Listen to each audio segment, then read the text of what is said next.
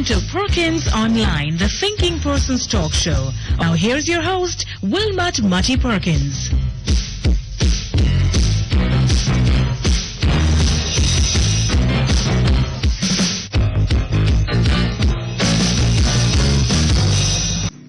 Morning, everybody. Morning, and welcome once again to Perkins Online. Well, when I now got tired to see my face, and the three man them, it don't look like them I got dead from a heart attack again, and me now go get to go to their funeral.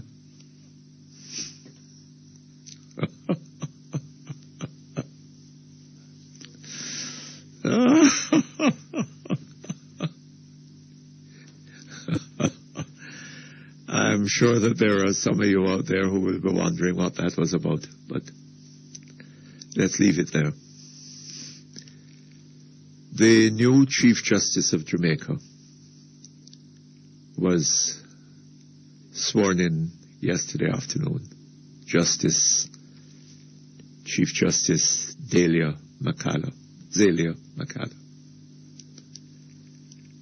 One wishes her the very best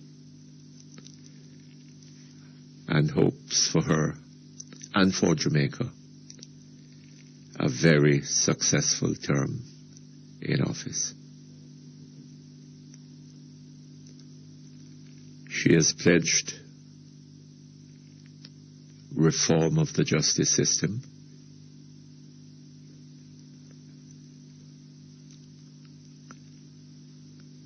and I hope that the judgment of that Tanzanian judge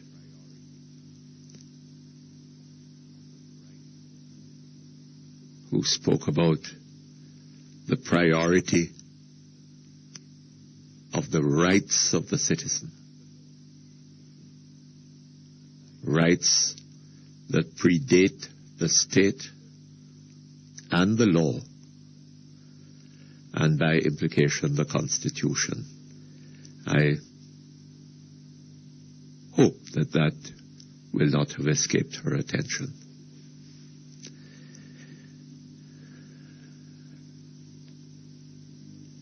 And I hope also that when eventually the time comes for her to retire, she will have left this country more to remember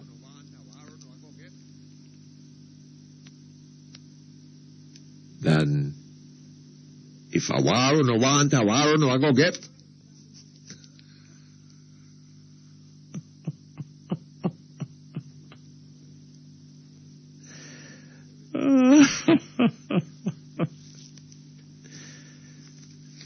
Well, there is hope.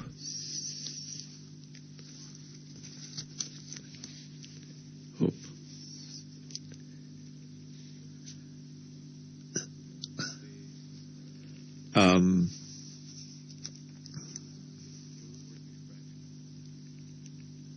The new British Prime Minister, Mr. Gordon Brown, has taken up office upon the retirement of his predecessor. And I don't think the speech that he made, his inaugural speech, took up more than about 5 minutes. And yet it was so full of information and, well, it made clear what his position was and what his intention was. It struck me as being a very good speech in very few words. And among the commitments he made was that of a new government with new priorities. A new government with new priorities. I wonder if Sister P was listening.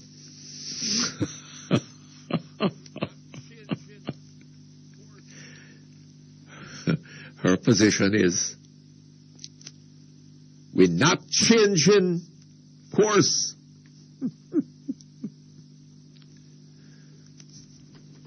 A new government with new priorities in Britain and in Jamaica. We're not changing course.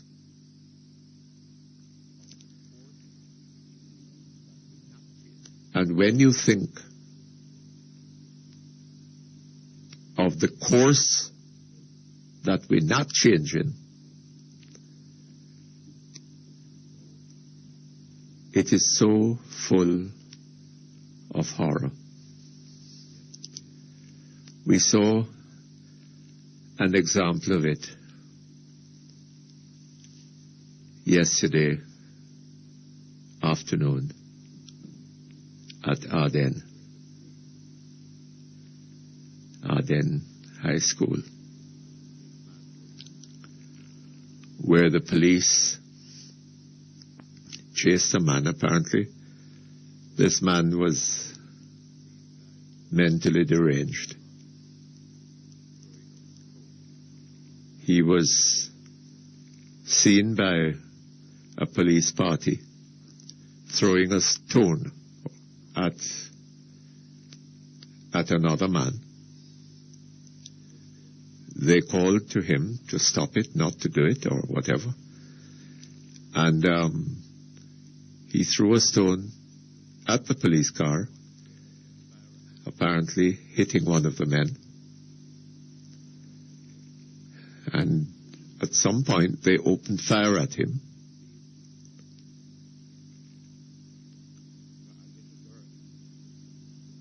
And it seems, well, a little girl, well,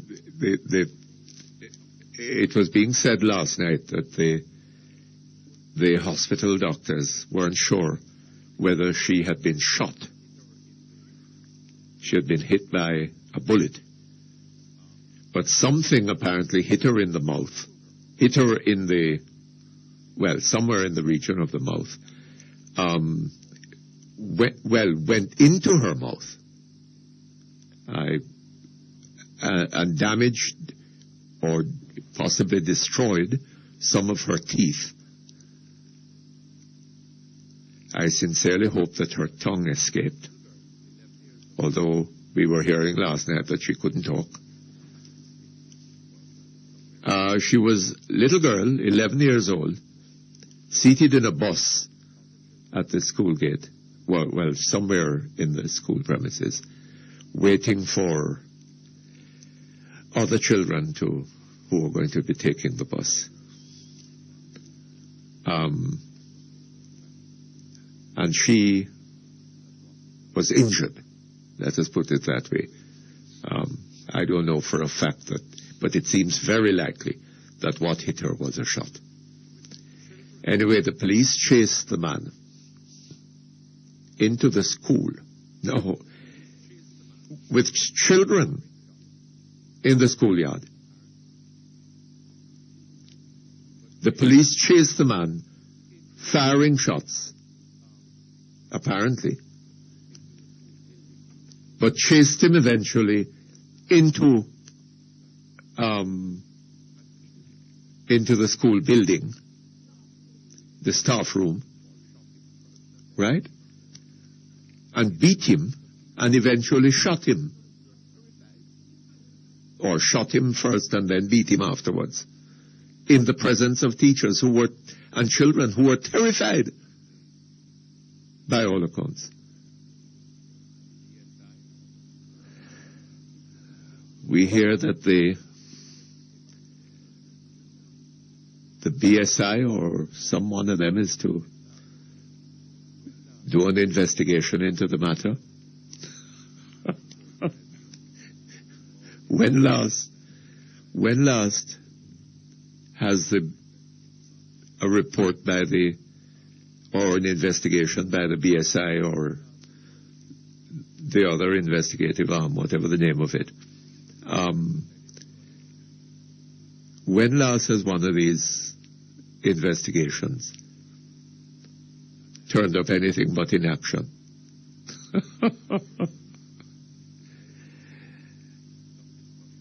And I tell you something, I have heard some discussions about this matter, about the savagery of it and the inappropriateness of or what seems the inappropriateness of the police resort to firearms and so on, right? Somebody I heard saying on one of the programs, I think it was Dr. Carolyn Gomes, that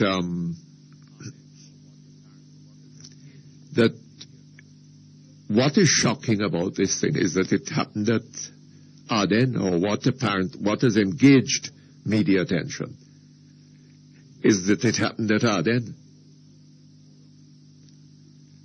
But this sort of thing happens every week or more often, at other places in inner cities and all over Kingston and elsewhere in the country, right? And what strikes me as significant about this is not misconduct on the part of the police or of some policemen. That, as I see it, is not really the problem,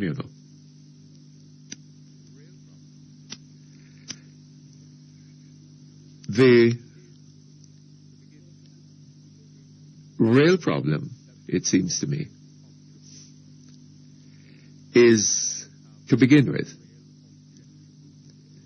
that the government of Jamaica seems to have no real objection to the police behaving in this way. Right? Because if it did, it could have taken steps to ensure that it does not continue, or that it did not continue, because these steps could have been taken anywhere within the last 18 years. Right? And, of course, further back in our history.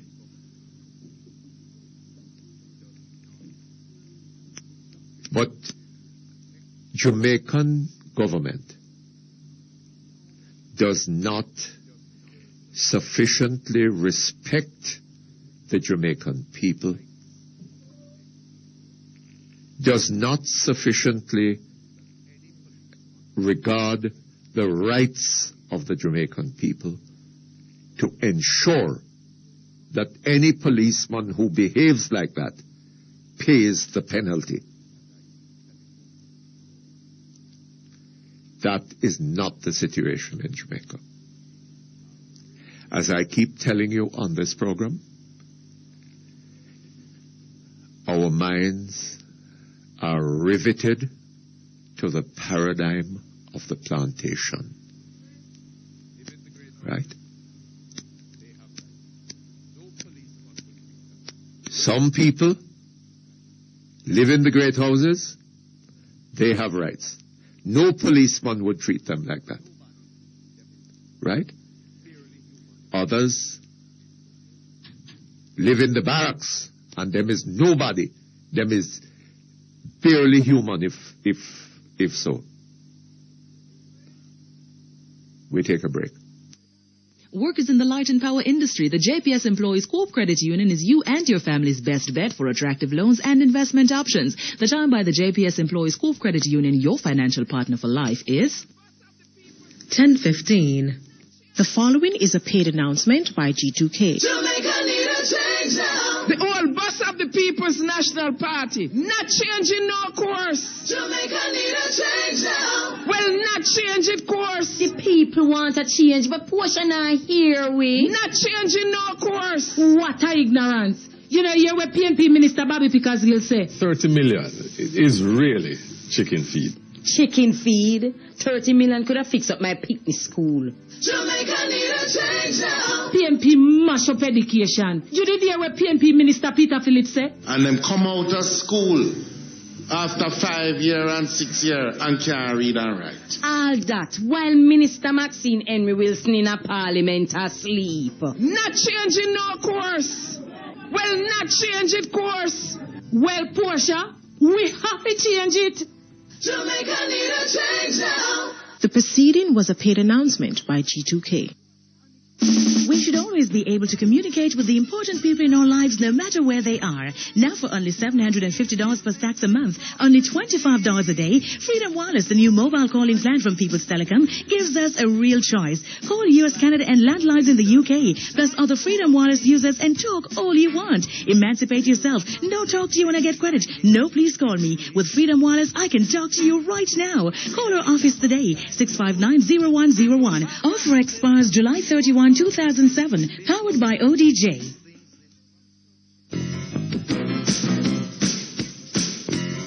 You're listening to Perkins Online, the Thinking Person's Talk Show. Our phone numbers are 968-4901, 968-4902, 968-4903. Our local toll-free line is 1-888-991-4072. Or you may call our international toll-free line at 1-866-LINK-106. That's 1-866-5465-106. Courtesy of the People's Telecom of Jamaica Limited. Call the US, Canada and UK landlines and talk all you want for only $750 plus tax a month, only $25 a day with Freedom Wireless, the new mobile calling service from People's Telecom. You may also log on and listen to Perkins Online live on the World Wide Web free at www.go-jamaica.com. Now back to Perkins Online on Power 106 FM.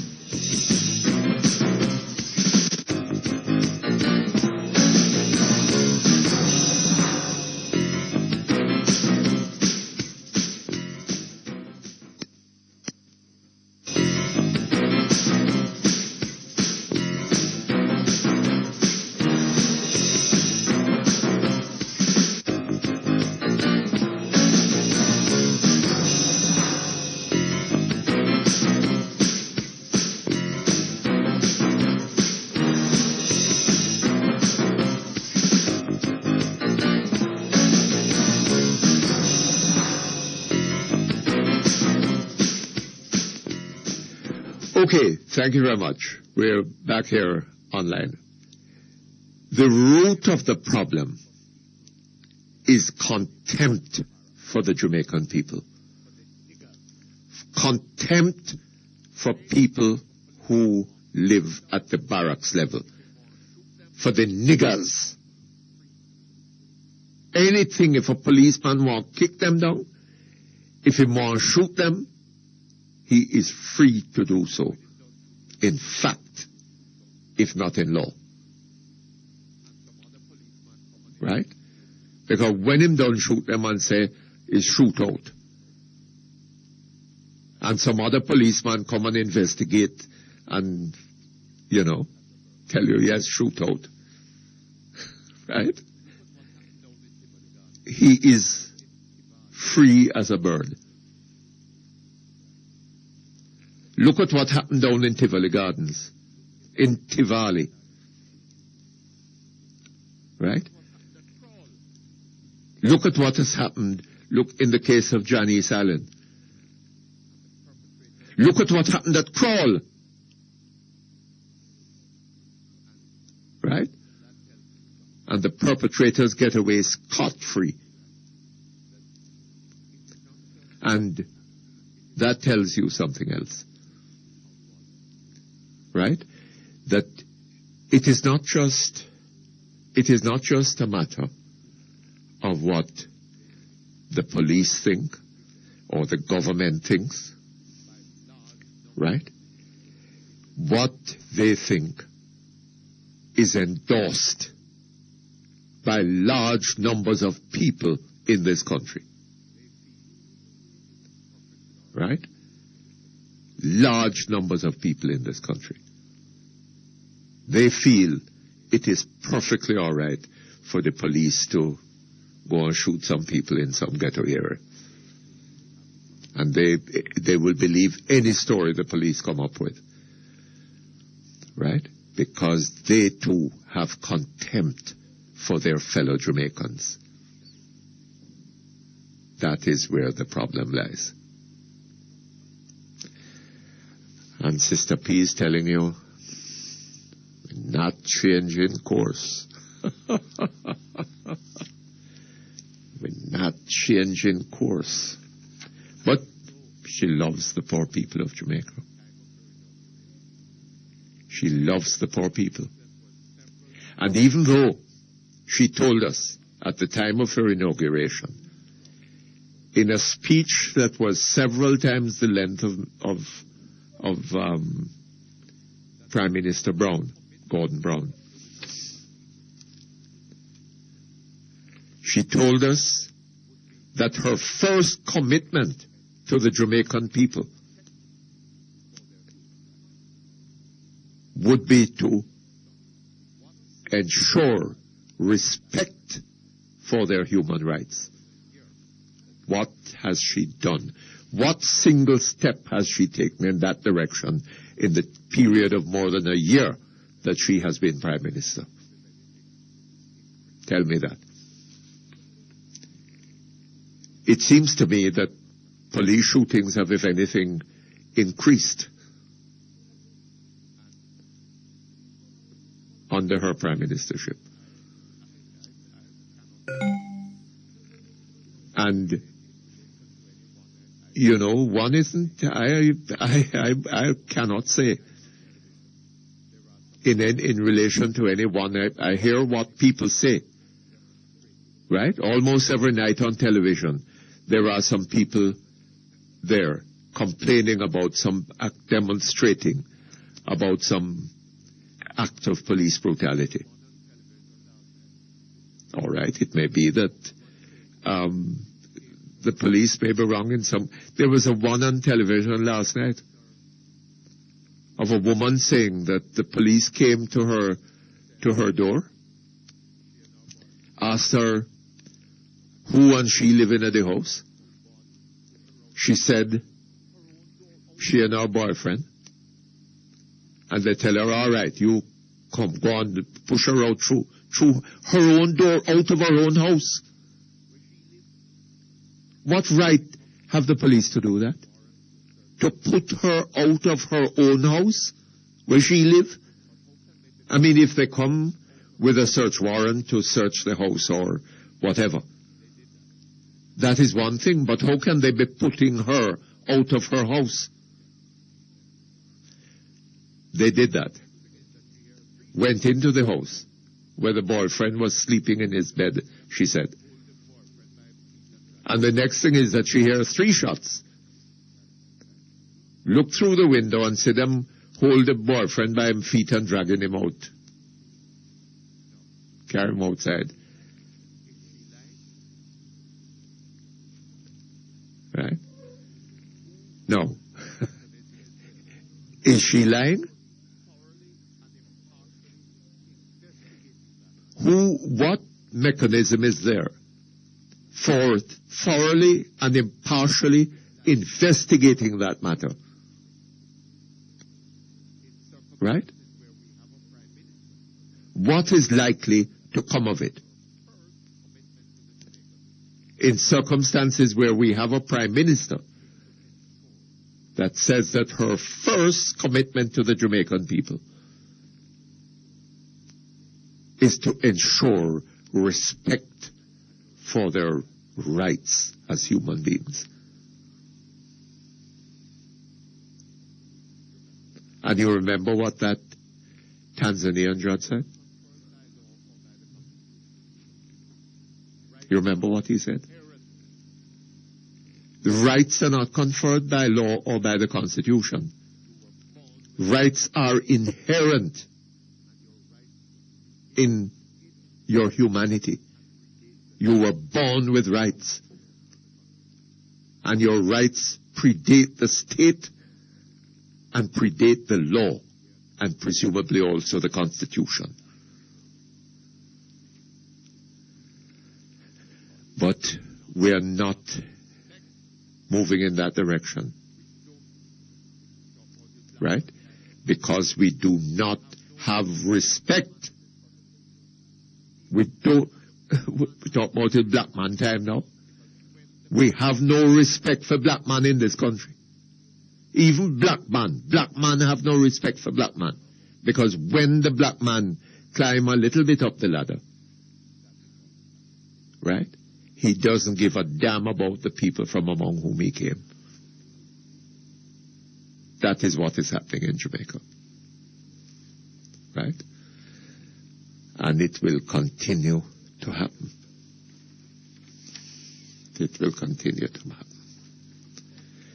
Incidentally, there is a lovely story about a black man, a born Jamaican. Born Jamaican. He has become the first black man and the youngest man ever to circle the world in flight. He's a pilot. A Jamaican, born in Jamaica, born in Kingston, but lives in Miami. And it was in the United States that he had the opportunity. He found the opportunity to achieve what he has achieved. Isn't that interesting? Would he have been able to do that had he spent all his life in this country? Would he? Isn't it sad? Isn't it sad? We have no respect, no regard for our people. Right? We think, we who have power and money and all that, we believe, and educational opportunities and so on, we believe that we are better than them. Right? And that is what the police action in Arden yesterday symbolizes. That poor nigger, right, suffering from mental problems, and first of all is out there on the street, right? If he were in Montego Bay, maybe he'd have a chance, because there's an organization, a private organization in Montego Bay, right? A private organization in Montego Bay, CUMI.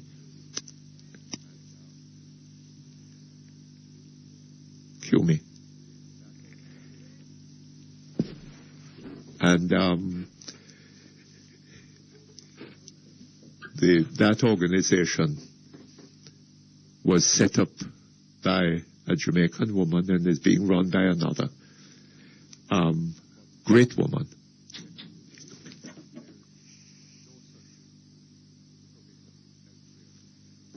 But there is no such provision elsewhere in the country. Right? And people suffer the consequences. We take a break, we come back in a moment. Ideal Finance Corporation, 17 Ripon Road, Kingston 5, offers competitive interest rates on your investments and attractive foreign exchange rates. Call 960-639024. The time by Ideal Finance Corporation is 10:31. Today's weather brief is brought to you by Meloy's Distributors Limited and Lloyd's Sales Hardware, 98 Red Hills Road, Kingston 19. Now open, 145 Constant Spring Road, Kingston 8. Before you buy, compare our prices, because nobody beats us. Nobody. Meloy's Distributors Limited and Lloyd's Sales Hardware, 98 Red Hills Road and 145 Constant Spring Road. Massive sale on steel, lumber, 5/8 4-ply, cement and more. Take our competitors' quotations to us, and we'll beat the prices, because nobody beats us. Nobody. Telephone 969-3382. That's 969-3382. Now for today's weather brief. There's an upper-level trough in the vicinity of the island. This morning, look for mainly sunny conditions. During the afternoon, it will be partly cloudy and windy with isolated showers over interior areas. In our 3-day outlook, on Thursday and Friday, expect windy conditions with isolated showers during the afternoon. On Saturday afternoon, look for scattered showers. The information for today's weather brief was supplied by the National Meteorological Service of Jamaica. Today's weather brief was brought to you by Meloy's Distributors Limited and Lloyd's Sales Hardware, 98 Red Hills Road, Kingston 19. Now open, 145 Constant Spring Road, Kingston 8. Before you buy, compare our prices, because nobody beats us. Nobody. Sorry, Gran. We stop for gas and then you disappear for so long and left me in the car, boy? Sorry, Gran. What you doing there? Did you go eat a sandwich? No, Gran. Were you reading magazines? No, Gran. Oh, you had one of those fancy mocha cafe latte coffee things? No, Gran. Well, what you did get, boy? Aspirin. Drive into an Esso now for everything you need. We know your passengers value the time spent with you as much as you enjoy the time spent with us. How do we know? We're drivers too.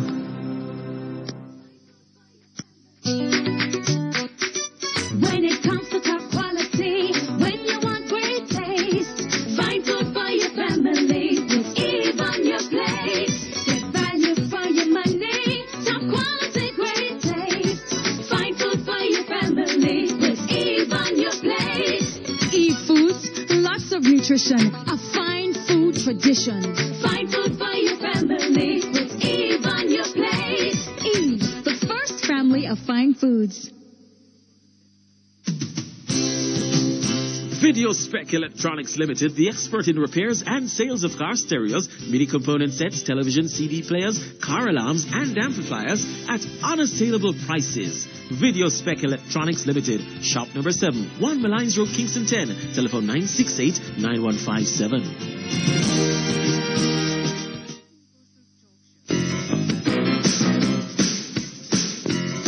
You're listening to Perkins Online, the Thinking Person's Talk Show. Our phone numbers are 968-4901, 968-4902, 968-4903. Our local toll-free line is 1-888-991-4072. Or you may call our international toll-free line at 1-866-LINK-106. That's 1-866-5465-106. Courtesy of the People's Telecom of Jamaica Limited. Call the U.S., Canada, and UK landlines and talk all you want for only $750 plus tax a month, only $25 a day with Freedom Wireless, the new mobile calling service from People's Telecom. You may also log on and listen to Perkins Online live on the World Wide Web free at www.go-jamaica.com. Now back to Perkins Online on Power 106 FM.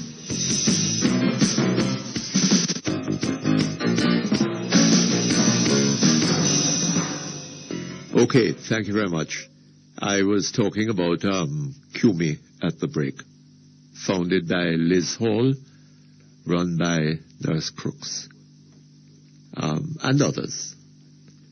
And if that man who was throwing stones yesterday, had he lived in Montego Bay, he might well not have been out there throwing stones because of the work of that organization. but private organization. But the government of Jamaica maintains no such service for people who are out there mentally distressed. Okay, hello? Hello, Mr. Perkins. Good morning. Do I hear a familiar voice? You do. How are you? I am fine, thank you. You're fine? How are you? Eh? I'm fine. You're lucky you weren't at Arden yesterday. Oh, You might not have been fine. That's a signal piece of luck. Yes. But you know, Mrs. Sobers, Yes. we keep talking about acts like this Yes. that are perpetrated by the police. Mm-hmm. This has been going on in Jamaica over many years Mm-hmm.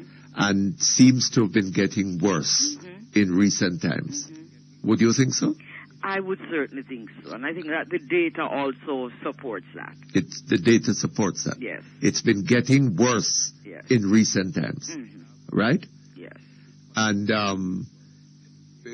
interestingly, in a time when we have, it continues to get worse, in a time when we have a prime minister whose first commitment to the Jamaican people was to protect and secure their rights as human beings.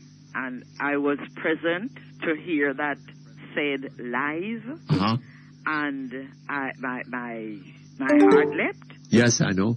Yes. Well, I wasn't present. I heard it on the radio, and mine Yes. leapt too. Yes. Right? I thought at last. Yes. But nothing has happened. Nothing. Sadly. Because, I mean, I would have thought that there have been so many instances where an intervention would have helped to at least, let us say, to create credibility around those words. Yes. And I have waited, and I'm still waiting. Yes. Yes. Until, and Mrs. Sobers, what reason is there to think that the government of Jamaica, and I'm not necessarily talking about this one alone, right? Jamaican governments have not shown any interest, any concern for the rights of the Jamaican people, have they? Well, when look here, we have been having over years these brutalities occurring, right? Green Bay, Agana Barrett, Michael Gale, Johnny Salad. Oh, you would be here all day naming them, Mr. Perkins. Absolutely. There are so many to take your entire program. Absolutely. Right? And what have they done? What have they done to ensure that if a policeman abuses authority and disrespects the rights of citizens, that he pays a price for it? What have they done? What has happened over the past, maybe about 14, 15 years, Yes. is that whenever there's an incident, we have some new body that is set up. so I imagine that we may find another body Yes. at some other point. The last one I think... Maybe they'll call this one BBSI. Because I think the last one... Or BBSSII. Really? Because I think the last one was a civilian oversight body. I'm not sure if you have heard anything further Yes. about that. But No, I haven't heard anything further. And I mean, preceding that, we have the public defender, the police public complaints authority, various consultative bodies that have come and gone, Yes. various reports that have been written. It's all there. And as far as I'm concerned, what is lacking is the will. And to me this morning, the will is not so much the will of the politician. It's the will of the people. It ultimately is the will of the people. Right. Right? But it is also the will of political leadership. Yes. Because if political leadership Yes. were leading the people in the right direction, Yes. if the intelligentsia of this country were helping to take the people in the right direction, right, then things would be different. People would think differently. Yeah, right? I'm sure that would help. I'm sure it would help a great deal because ultimately, well, certainly, we have leadership to lead, right? Uh-huh. I think that stands to reason. Absolutely. But I also feel that if the people cared enough, and this is cared enough about each other, And sufficiently respected themselves. and sufficiently respected themselves, Yes. then I cannot see that, that things could go on just as they are. Uh-huh. But somehow people find it difficult to identify with others. Yes. I mean, there is an African proverb that says, when your neighbor's house is burning, remember yours may soon burn too. Yes. So in other words, go and help him throw water on his house. Yes. So that your house won't burn. Well, I remember too. The media are involved in it, Yes? I remember a well-known columnist Yes. writing in his column one day when Renito Adams was facing a charge of murder, Yes. that he, Renito Adams, was more valuable to this country Okay. than all the people who had died at Crawl. Yes. Yes. Yes. Yes. And Right? This I believe is a graduate of the University of the West Indies. Well, I have read a column by, if I recollect right, a lecturer at university, in which he justified vigilante killing. Yes. No, Who is this? A lecturer, Uh-huh. a columnist. At the university? Yes. Who justified vigilante killing? Justified vigilante killings in a kind of self-help justice way. No, I mean, I don't know. Maybe he was saying Yes. that the failure of the justice system. Yes. I don't know. I don't remember reading that column. Yes. That the failure of the justice system was leading to a situation in which people were taking law into their own hands and replacing justice with reprisal. He said that and more. Whether he approved of it is another matter. Yes, yes, and more. Because it was as if, well, since the state is not doing it, then we have to do it. Well, it is understandable that people should feel this way.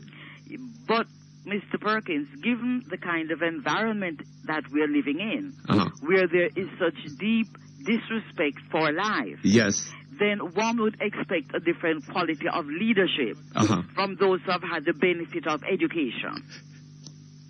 Quite true. Yes.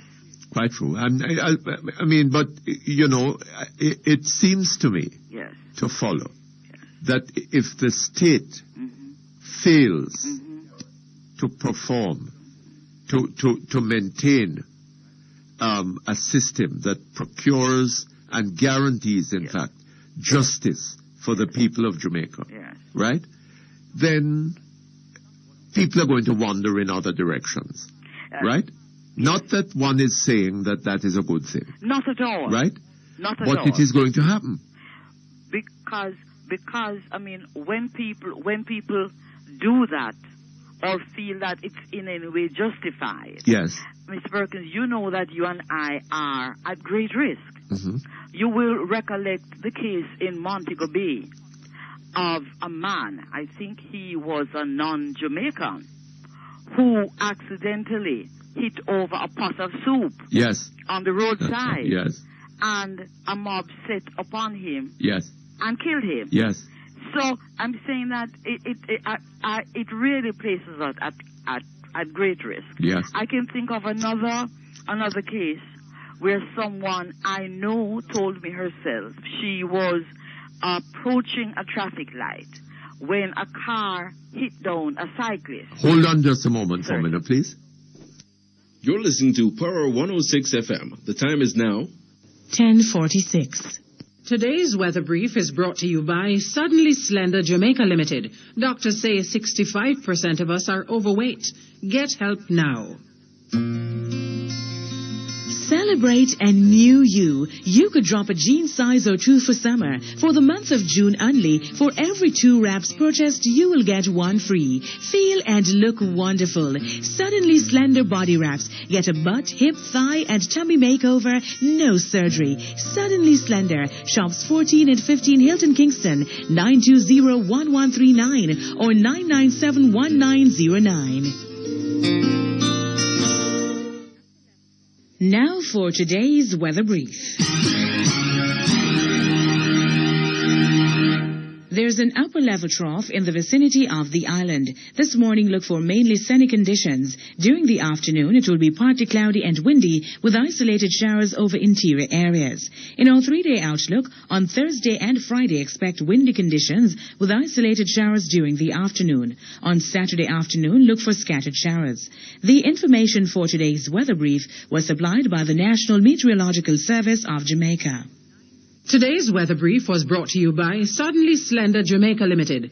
Feel better, look better, improve your health. Call 920-1139. How do I make my marriage work?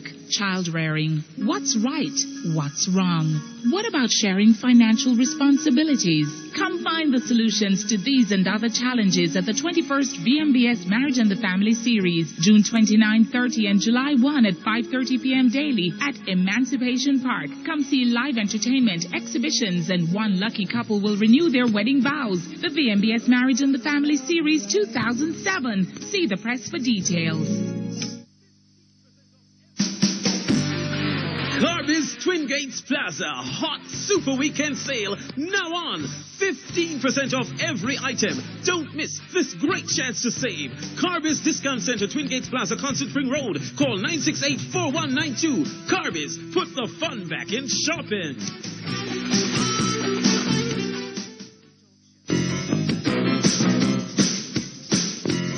You're listening to Perkins Online, the Thinking Person's Talk Show. Our phone numbers are 968-4901, 968-4902, 968-4903. Our local toll-free line is 1-888-991-4072. Or you may call our international toll-free line at 1-866-LINK-106. That's 1-866-5465-106. Courtesy of the People's Telecom of Jamaica Limited. Call the U.S., Canada, and UK landlines and talk all you want for only $750 plus tax a month, only $25 a day with Freedom Wireless, the new mobile calling service from People's Telecom. You may also log on and listen to Perkins Online live on the World Wide Web free at www.go-jamaica.com. Now back to Perkins Online on Power 106 FM.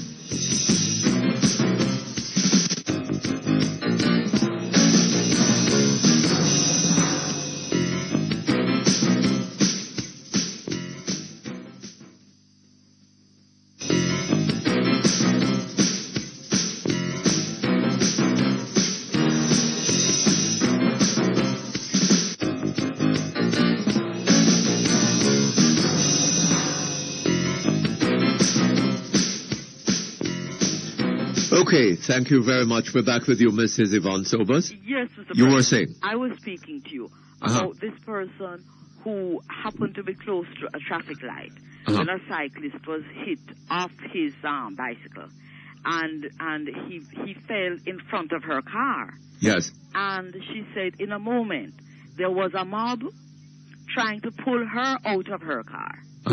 And then, fortunately, there was a young man who shouted to the people, "Anna she, Anna she." In other words, they thought it was she. Yes. What hit the man does. I mean, I'm saying here that if our courts have so many problems with identifying, charging, convicting, yes, solving crime, let's put it that way, solving murders, how much worse if persons in communities, if persons really feel as though they have an entitlement to carry out justice. Yes. And so, I mean, this is why I think that anything that comes close to sounding like endorsing that could potentially endanger us all. Yes. Further than where we are now. Uh-huh.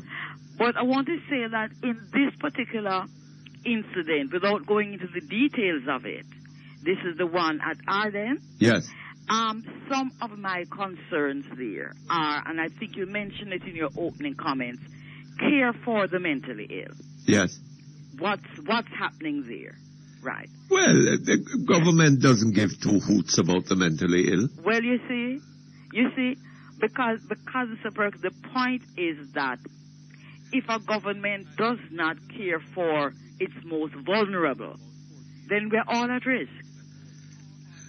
Because is either that or we need about 14 or 15 Elizabeth Halls. Or that. And Nurse Crooks to go along with her. Yes.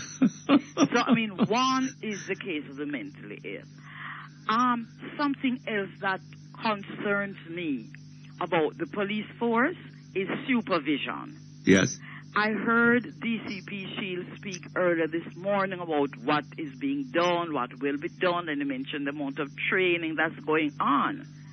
But as you know, the training, great as it might be, can be useless on the road. Yes. On the road, it's a question, to me, largely, of the way in which supervisors carry out their jobs. Yes. Now, I would wonder, yesterday, was there a senior officer present? Uh-huh. What kind of responsibility does that person have? Uh-huh. Now, I will tell you that there are times when I've been to court when senior officers have essentially said that they have no authority over whether the men fire or not. Uh-huh. Whether they fire or not is just up to them. And up to how they feel. But you know, Mrs. Sobers, in the final analysis, yes. You see, people will do what they think they can get away with. Precisely. Right? And if you're going to be putting guns yes. into the hands of policemen and sending them out there, yes. and I'm not saying that, I mean, there are other guns out there. Yes. The police need to have some protection. Yes. Right? Yes. But if you put these enormous guns yes. in the hands of the policeman and send them out there, that policeman has got to know and at all times be conscious of the fact that if he exceeds his authority, if he abuses that authority, right, and that power, that he's going to suffer consequences. But that is not the concern. The government is prepared to put the M16 into his hand and the what is the name of the other one that they were shooting from place there with the Barrett M82? Yes. Right? Yes. They will put that into the hands of the policeman. Yes. But having done that, yes. do not regard themselves as having any obligation to ensure that that power is not abused. Because for the reason that they don't really give two damns about the Jamaican people, the ordinary man out there on the street who's going to suffer consequences when that policeman abuses his power. Well, you will recollect in the Crawl case that it was the government that provided 19 million in fees. Absolutely. To defend the policemen who were accused. To defend the police. Yes. Who were charged with murder. Yes.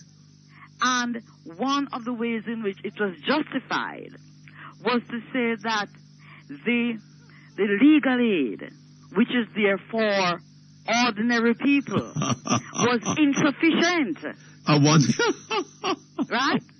One could not be sure that it would be effective enough. It was sufficient for ordinary people. For ordinary people. Yes, but not sufficient for the policeman. For police charged with exceeding their authority. Yeah, well, with brutally exceeding that authority. With brutally exceeding that authority. Now, I'm not saying that everybody must not be defended, but I would say that if legal aid is good enough for ordinary people, yes, then why should not that be the access that the police have? And when's the 19 million of our money? $19 million. $19 million at least. Of money contributed to in taxes. Yes. GCT and etc. Yes. By the very people who were killed at Kroll. Precisely. And I mean, even now, when we talk about use of force and guns and so on, I mean, I'm sure that you'll be aware that there are probably about 1,000 new firearms which have been brought in. Yes. Now, I'm not saying that the police must not be able to defend themselves. Let me not go there. Yes. But what I am saying is that if there are firearms, additional firearms, then by all means you must have a workable and reinforced use of force policy. Yes. You can't just put the firearms in person and then have them not being held accountable. Yes. I mean, I'm sure I've probably said this on your program at least once, but I was in court when a policeman was asked, how is it that you expended one round, but I see here in the report from your police station, from the armory, that you had received 26 rounds and you returned 26 rounds. But by your own admission, you fired one. Yes. So how is that? The policeman said, well, when we get back to the station, we just beg soup around. I mean, it's not at all funny. Yes. But, in a way. No, it's not funny. It is corruption. It is evidence of corruption. Yes. Of a deep-seated corruption. Of course. Yes. Of course. And so we, I mean, my sense is that we are all complicit. I mean, this was said in a court of law. Yes. I've never heard that there were any disciplinary charges, any actions taken. And the person said it as though it was the norm. This is simply what... And what did the judge say? Well, that's it. There was no kind of reprimand. It was just another piece of evidence that was given. I mean, I don't know if anybody else noted it except myself and members of human rights groups who might have been there on that day. Yes. But you see, I mean, to me, this is the problem. This is the issue with another matter that I raised recently, where where inmates were tear gassed inside the cell. Yes. In other words, excessive. Yes. I mean, for instance, okay, let us say that... What's excessive about it? Well, they were just a pack of niggers. They're not. What do they matter? Not important. Do they have... Are they really human beings? Human beings have rights, but are they human beings? That sadly... It's the way we look at ourselves. But you see, I mean, that would have to underpin any use of force policy. Yes. The presumption that we are human beings and that we have rights. But Mom, anybody, to my way of thinking, yes, that is not just a disciplinary problem. Yes. It seems to me that any person who would think it right to tear gas some men locked up in a cell, yes, right? Yes, does not belong in a police force. Absolutely not. In a civilized country, yes, right? Yes. Maybe, when I say that, maybe in Nazi Germany, that's where it that would happened. have been considered okay. People were locked up and gassed. Right? Yes. Hold on just a moment for me. Make it Cake World for freshly baked products, bread, picture and character cakes, pastry, buns, and more. For a delightful taste, visit Cake World, shop number 9 Premier Plaza, LOJ Shopping Center, and 12 French Street, Spanish Town. Telephone 920-3570. The time by Cake World is 11 o'clock.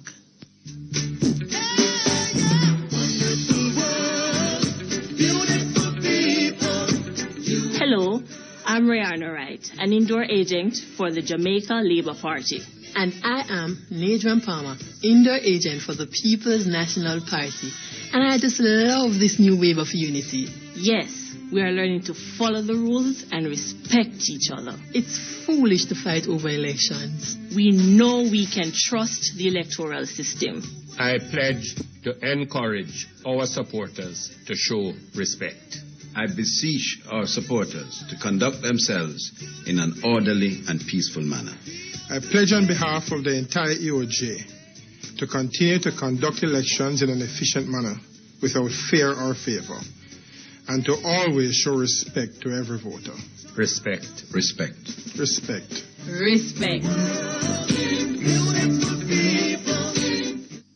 The following is a paid announcement by G2K. Jamaica need a change now. The old boss of the People's National Party, not changing no course. Jamaica need a change now. Well, not change it course. The people want a change, but portion not here we. Not changing no course. What a ignorance. You know, you're what PNP Minister Bobby Pickers will say. 30 million.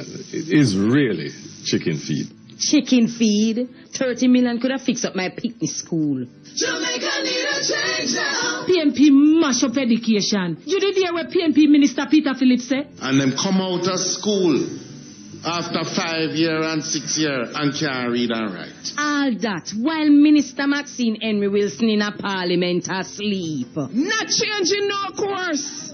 Well, not change it course. Well, Portia, we have to change it. Jamaica need a change now. The proceeding was a paid announcement by G2K. Marlon, I want to fix up the kitchen at home and the bar at the club with some nice countertop sink and faucets, but I wonder if I can afford it. Look, Miss B, as a trained workman, Cameron Industries, them have low price fender acrylic, post farm laminated in plenty colors, and them solid surface second to none. The workman, them factory trained, them products strong and resist heat, chemicals and stain. Them also have some nice sinks, and what the nice word they use the pipe? Faucet. Come to think of it, everybody's talking about Camerons.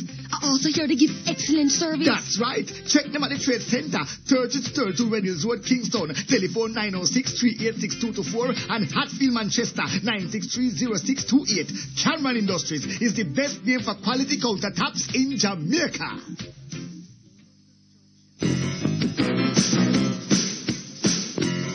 You're listening to Perkins Online, the Thinking Person's Talk Show. Our phone numbers are 968-4901, 968-4902, 968-4903. Our local toll-free line is 1-888-991-4072. Or you may call our international toll-free line at 1-866-LINK-106. That's 1-866-5465-106. Courtesy of the People's Telecom of Jamaica Limited. Call the U.S., Canada, and UK landlines and talk all you want for only $750 plus tax a month, only $25 a day with Freedom Wireless, the new mobile calling service from People's Telecom. You may also log on and listen to Perkins Online live on the World Wide Web free at www.go-jamaica.com. Now back to Perkins Online on Power 106 FM.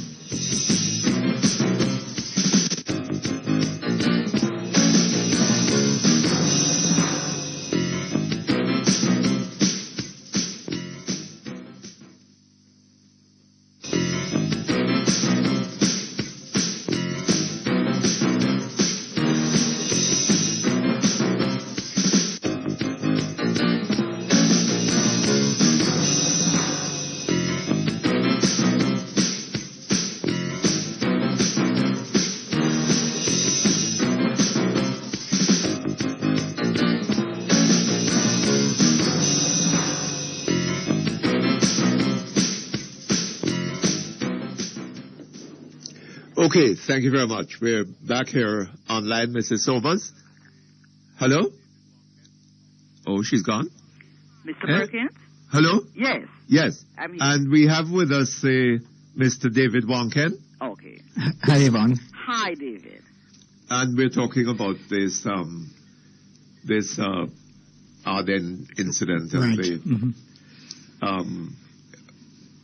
We have been saying, and I think we both agree, that it isn't just an incident occurring in the police force.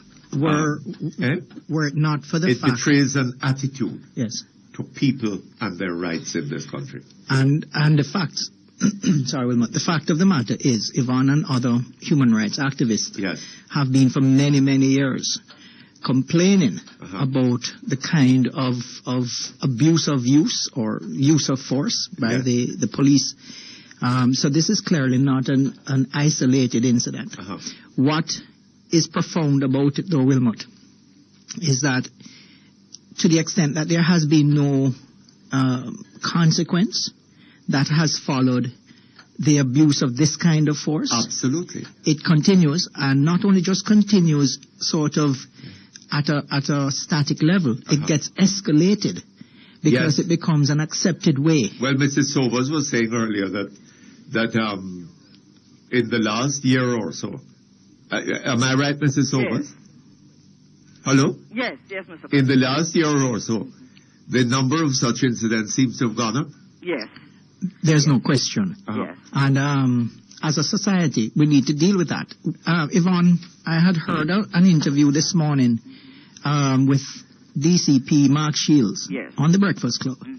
And I was encouraged by his indications that there was a training school set up and that the police were actively trying to reform itself from a training point of view. But I immediately wondered to what effect if there are no consequences that follow abuses such as we see at Arden. All the training in the world will not matter unless the criminal justice system, the police disciplinary system, society at large demands a consequence to bad action. Precisely. I have myself been in the past a trainer at the police academy. The police trainees are wonderful. They know all that they should do when you ask them if they role play. They know. So clearly there is a gap. I want to just say a word about that gap. I want to find out, for instance, whether we heard anything further about the police who had abused that woman, Mrs. Berry, in Halfway Tree, where the Prime Minister herself had asked for a report to be on her desk. Have we heard anything further? I want to say also whether, as recent as Dr. Jepter Ford's incident occurred, have we heard anything further about the police persons involved? In both of these instances, what we do know is that Mrs. Berry and her husband have faced court. We know that Dr. Ford has faced court. They are essentially the victims in this. Now, what has happened to the perpetrators? And just one thing that I want to say here, that the person identified as the major perpetrator in Dr. Ford's case was somebody against whom about 20 complaints had been made. Yet still he was recently promoted. Yes. I'm comparing him to a police officer I know who polices largely without a gun. He does not make many arrests because he talks to the young men. He builds confidence among them. But he has had no promotion in about a decade. In fact, he has been asked, so you don't know what your gun is for? He's in the wrong place. He is. So what I'm really saying here is that training is wonderful, but I'm sorry, it's not about training. No. There's another aspect to the whole training question as well that I want to mention here. And it is the capacity or lack of capacity that our police have in dealing with mentally ill persons. It's not the first time that a mentally ill person has been shot by the police. What training do they have? And that's a very specialized area. What training do they have to subdue without harm a mentally ill person? It's almost as if they have no other choice but to shoot the person. No, but if you have a mentally ill person in a staff room right? And it's not just one policeman, It's as several. I understand it. There are other police there, right? What is the difficulty about... I mean, I think that if you had 4 untrained men in that staff room... You should have been able to it wouldn't restrain. be difficult for them to subdue that man. Absolutely. Exactly. Absolutely, Wilmot. And I heard your discussion a little bit earlier regarding the new guns that had been purchased. I wonder to what extent we have attempted to purchase weapons and ammunition that are less lethal There again. than what we have. There again, right? But let me ask something. This purchase of M16s and weapons like that. You know, there's a controversy there, Wilmot. Let me interrupt you a little bit. I'm trying to get to the bottom of it. But there seems to be a controversy or a question mark over the guns that were purchased to replace the M16s. My understanding is that the guns were purchased out of Pakistan, that they were defective firearms. And I can't seem to get to the bottom of the story, but there seemed to have been a purchase of firearms that were defective and that somehow are now languishing somewhere. And they seem to be very expensive, MP5s I think they're called. Yes. Very expensive weapons that are wholly inadequate or defective in some way. I'm going to find out though, and I'll let you know. Sorry, I interrupted you. Yes. But the thing is this, that when you get into... I'm amazed that more people are not killed, you know. Because when you get into an area like one of these inner city areas, where people are living in little board houses and things like that, right? And zinc fence and whatever. When you fire an M16 at a man standing before you there, and you miss him, and that bullet has over a mile, a range of over a mile. A lethal effect. Lethal effect. And it goes through the zinc fence and through the wall of the board house, right? What it shoots in there, it might be a little 3-year-old, But we don't need to 3-month-old speculate. baby. We don't need to speculate, Wilmot. There are cases exactly like that. Many. Yes. Too many. Yes. And I think the state is culpable. The state, the whole problem arises because first of all, the government of this country has no regard for the rights of its citizens as human beings. I wish I could contradict you, Wilmot. Right. And none whatever. I simply can't find a reasonable argument to launch to say to you that you're wrong. I can't. Not unless even as we are speaking, perhaps a statement is emanating from the Prime Minister saying something about what happened yesterday. I can only hope so. Well, I'm not holding my breath. And not only that, what about the opposition? And the opposition. What about the Minister of National Security? Exactly. What about the Minister of National Security? The Commissioner of Police. Commissioner of Police. Do we have a press conference being set up as we speak? Mr. Shields. Yes, we need a press conference. Clearly. But we need more than that, right? Because it's a part of the problem with this use of force, abuse of force, is the impact it has on communities. Yes.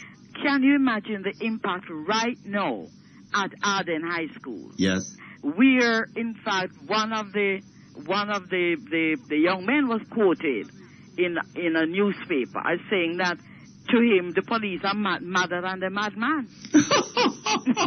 One of the schoolboys? That way. One of the schoolboys? Yes. But Yvonne, schoolboy said that. I'm saying when we look at hold on just a moment for me.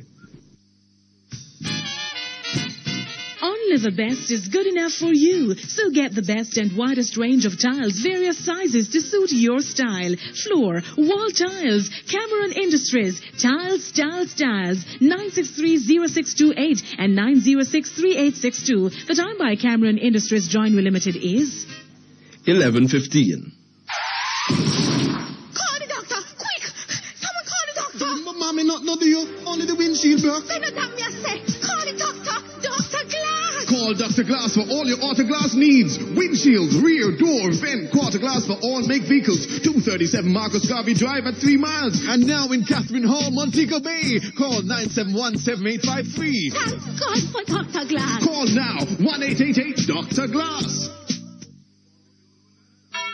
Montego Cooperative Union has done it again. It's a wind of change for St. James, announcing the MCCU mortgage loan bonanza. Yes, it's your chance to get a mortgage or home improvement loan of up to $5 million and a great chance to win $500,000 in prizes. Interest rate as low as 16% per annum on the reducing balance. Conditions apply. It's a win-win for you. Call 952-119022. Montego Cooperative Union.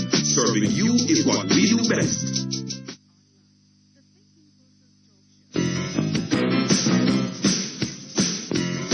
You're listening to Perkins Online, the Thinking Person's Talk Show. Our phone numbers are 968-4901, 968-4902, 968-4903. Our local toll-free line is 1-888-991-4072. Or you may call our international toll-free line at 1-866-LINK-106. That's 1-866-5465-106. Courtesy of the People's Telecom of Jamaica Limited. Call the U.S., Canada, and UK landlines and talk all you want for only $750 plus tax a month, only $25 a day with Freedom Wireless, the new mobile calling service from People's Telecom. You may also log on and listen to Perkins Online live on the World Wide Web free at www.go-jamaica.com. Now back to Perkins Online on Power 106 FM. Okay, thank you very much. We're back here online. You were saying, Mrs. Sobers? Yeah, I was saying that, or I'll go on to say that, whereas we can recognize that the police here have a difficult environment. Yes. In which to police. No question. Right.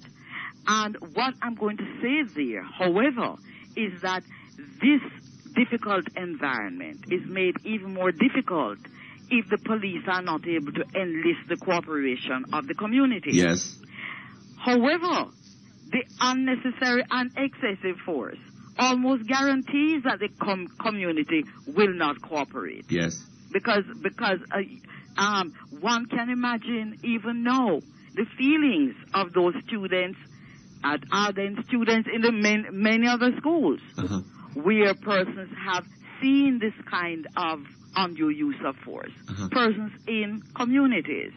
And so the one makes the other more difficult. In other words, abusing force means that people don't wish to cooperate, don't feel that they can trust those who are abusing them when they should be protecting them. But I would argue, Mrs. Sobers, yes, that the police problem is only one manifestation of a bigger problem. The bigger problem being the lack of respect for the ordinary man on the streets of Jamaica. Absolutely. Right? Absolutely. That is where the problem begins. Yes. And it manifests itself in a lot of other ways. Yes. Right? It manifests itself in the inadequacies of the health system, in the inadequacies of the educational system, and on like this. Yes. Right? Yes. In the fact that here is a man, a mentally deranged man, and he's walking about the street, right? Without assistance, without help. And if Elizabeth Hall and Joy Crooks can do it in Montego Bay, then why is it that the government of Jamaica is impotent in this regard? You know, Wilmot, I'm reflecting on something that Joy brought to attention to, and I just read something from the Daily Observer that reported the matter. One teacher said the police were unprofessional and uncaring. Yes.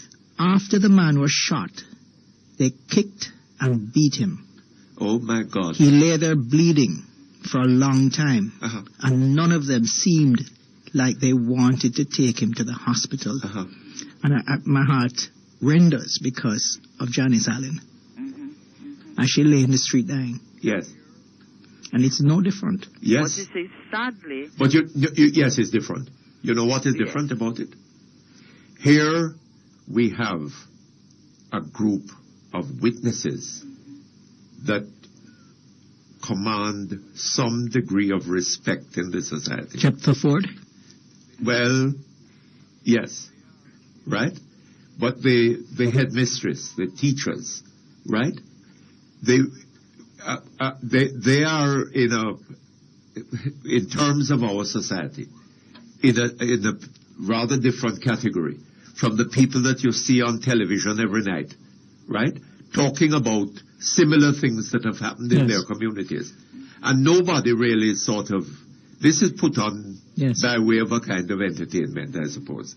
Nobody really, and if they were to go before a jury, right, that jury would reject what they say. And something else that arises from what you say, Wilmot, when persons are picked up and brought before the court, having spent a weekend or maybe a week in jail, they are brought before the court looking disheveled, unshaven, unclean, because of the conditions under which they are held. Absolutely. And when they appear before the court, they look like criminals. Yes. Albeit that they may not be. Yes. And it is sad that this is how they are presented to the jury. Yes, absolutely. And it's almost, you have to believe it's deliberate. Yes. But, talking about that, a woman called me on this program a couple of weeks ago. She had bailed some person, and the person didn't turn up. And the police went on a Friday and arrested her, right? Put her in jail at, where was it? Duhaney Park or somewhere like that, right? Put her in jail, right? She said the cell had a concrete floor, and there was nothing to put between your body and the concrete floor if you wanted to sleep. You sleep on the concrete, right? And as if that wasn't bad enough, it rained, and the rainwater came into the cell, right? Several inches of rainwater coming into the cell, and there was nothing to, they just had to be there in the water, right? Now, can you imagine, why do we treat our people like this? And for something, it isn't as if she had committed murder or was accused of committing murder. Total disregard. A total disregard. Total disregard. Mm-hmm. And even if she was alleged to have committed murder, you treat her like that? Innocent until proven guilty. Until proven guilty. So until she's proven guilty, she's an innocent woman. Yes. But even after she has been proven guilty, right? It is inhumane to treat somebody like that. And it wasn't she alone. There were all sorts of there were other people in there, right? I'm worried, Wilmot. I really don't hear the society, except for a few. I don't hear the society railing up in disgust and protest. Yes. And there was the other day a shooting downtown, and the residents were protesting. I heard you mention someone's boyfriend being shot and dragged out by the heels of his feet.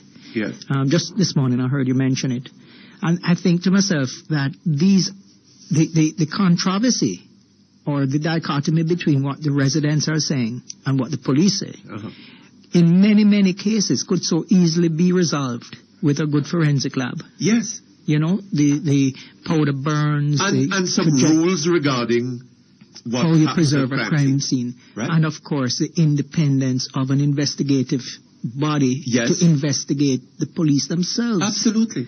These are things that we ought not to be involved with, this quarrel about what witnesses say versus what police say. Yes. We need, it's long due to have the kind of forensic facilities that can settle questions like that scientifically. But who is interested in setting it up?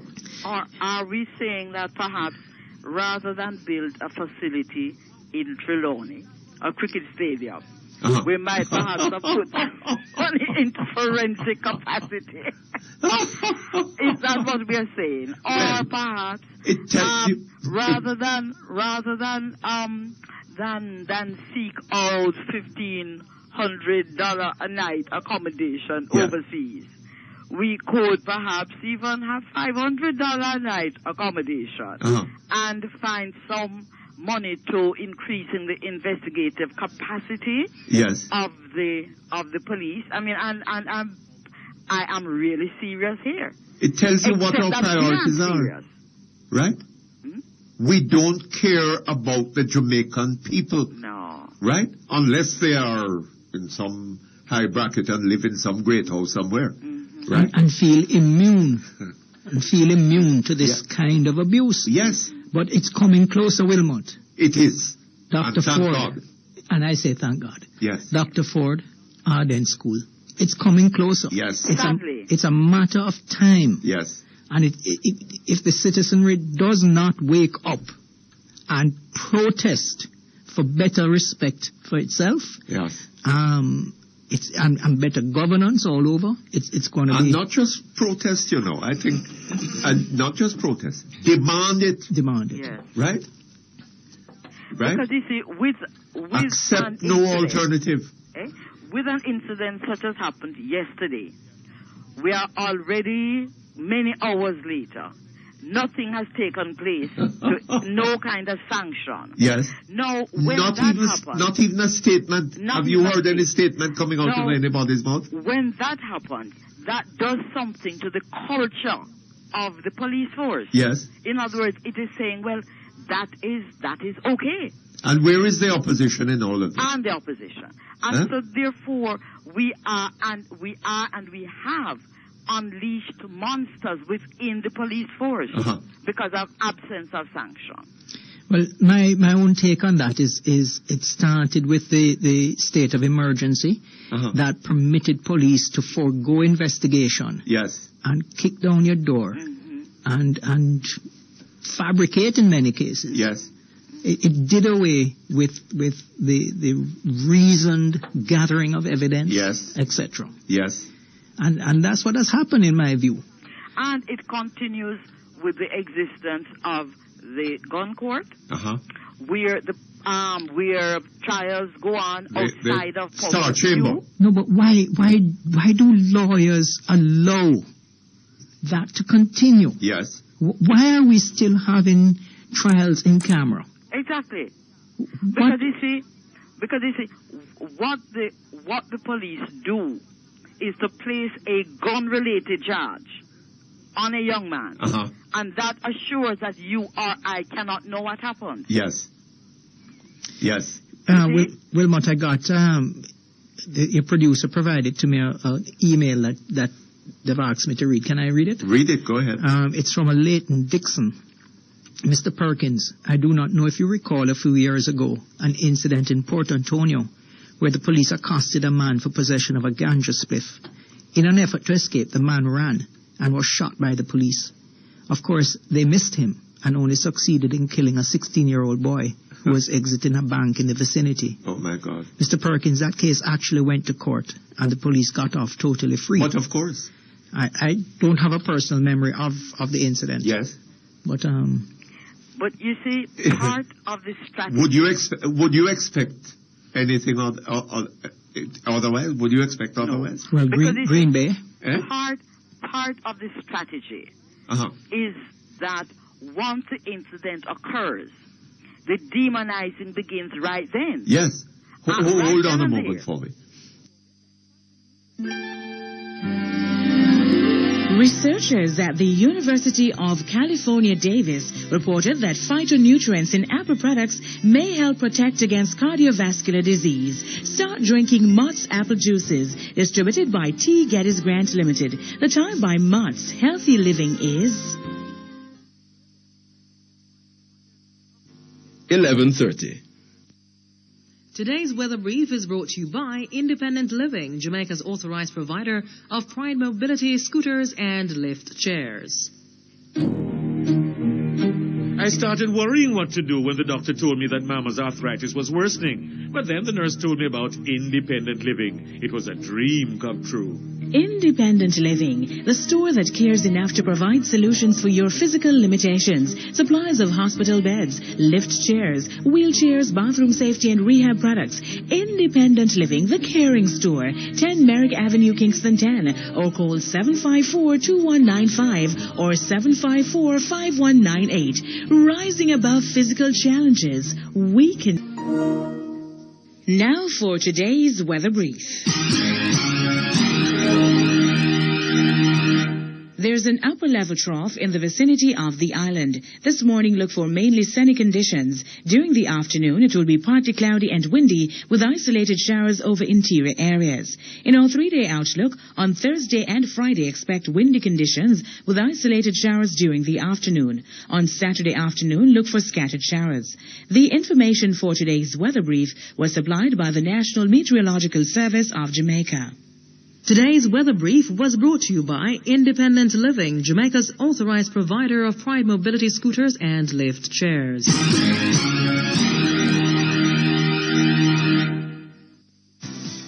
Smells great, tastes better. Your favorite Dr. Luscious and Tasty Baked products. Delve into our delicious Dr. Luscious cheese bread, pineapple cake and a raisin cake, and our tasty Tasty orange, coconut and cherry cakes. Available at all major supermarkets and stores island-wide. Fresh, savory and mouth-watering baked brands. Dr. Luscious and Tasty line of products. Baked and distributed by Breads and More Limited, 27 East Street, Old Harbour. Telephone 983-0644. Dr. Luscious and Tasty Baked products.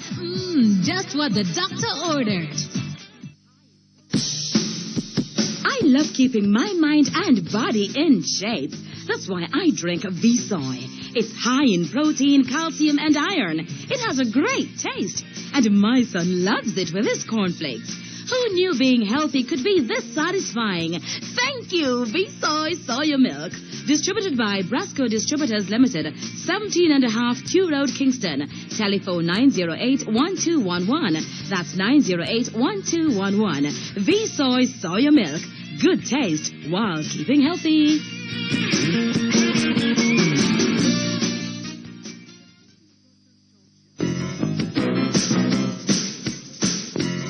You're listening to Perkins Online, the Thinking Person's Talk Show. Our phone numbers are 968-4901, 968-4902, 968-4903.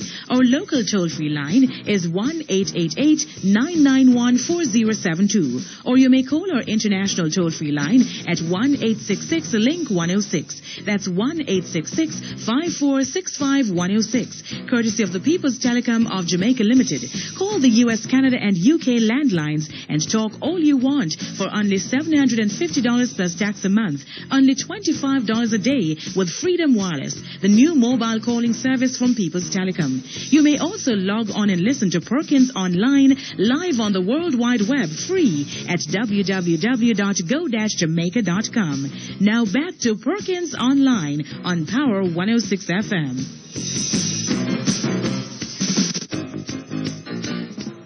Okay, thank you very much. We're back here online.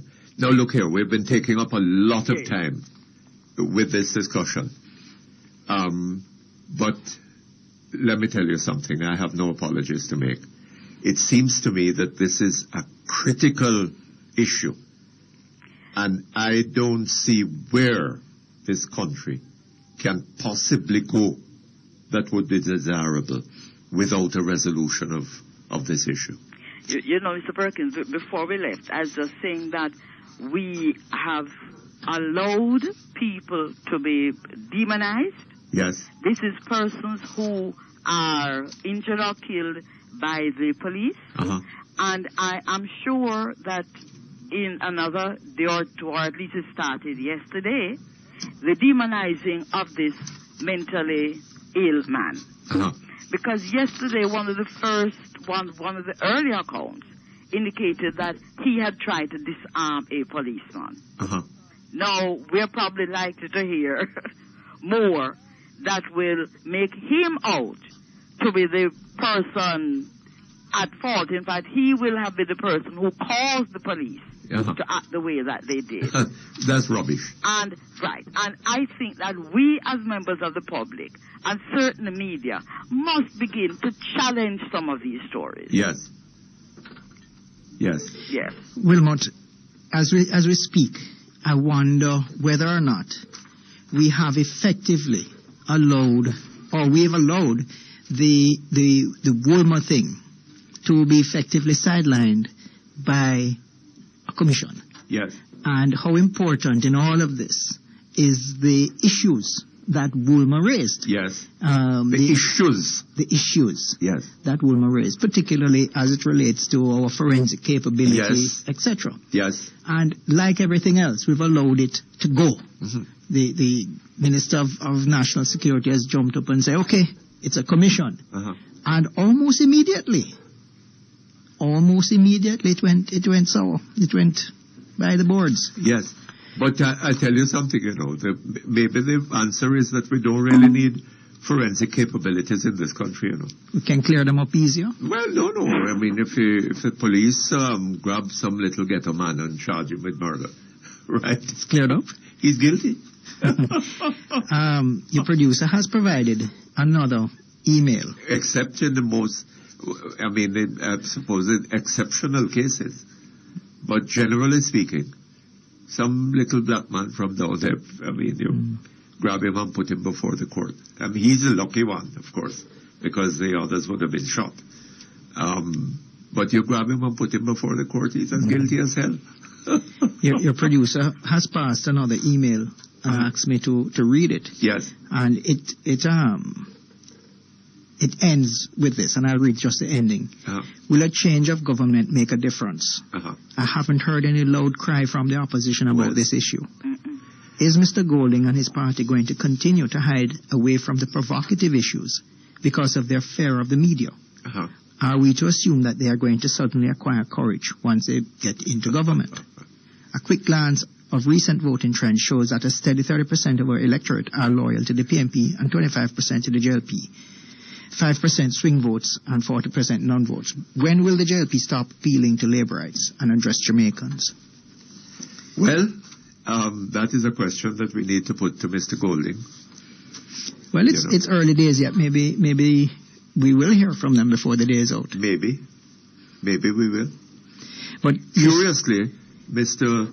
Chuck has an article in the Gleaner this morning, and the headline strikes me as being very opposite, though the article is not really about this incident, obviously. Contempt for the people. That's the headline. Well, I mean, to me, the saddest part is the contempt the people seem to have for themselves. Yes. And, I mean, that is what we will need to our remedy, or else one government or the other may make no difference yes, to it is the people of Jamaica who need to have some respect for themselves as human beings, and to demand that they be respected, and to recognize that the people who are up there as Prime Minister and Minister of this and that and the other are their servants. Precisely. Not their masters. Right? That is what we need to understand. That is the revolution that needs to occur in Jamaica, and without it happening, we are getting nowhere. Exactly. Nowhere. Mr. Perkins, I'm going to need to leave you. All right, Mom. But thank you so much. Thank you very much for being with us. All right. Okay. Okay, Vaughn. Okay. Wilmot, just before I take my leave. Yes. Chief Justice Wolf had made a most profound statement. Yes. There can be no peace without justice. We have the swearing in of a new Chief Justice. And in my view, she promises much. I've had a quick glance of the newspapers, and I have not seen an address or any attention yet paid to the law enforcement end of the justice system, criminal justice system. And I wonder if it would be appropriate. I guess I'm asking your opinion, whether you think it would be an appropriate time for a Chief Justice to make her views known about things such as we've been discussing this morning. Yes, because the Chief Justice, Wolf, that was a notable statement coming from him. Absolutely. At the beginning of his career. The question is, what has he done about it?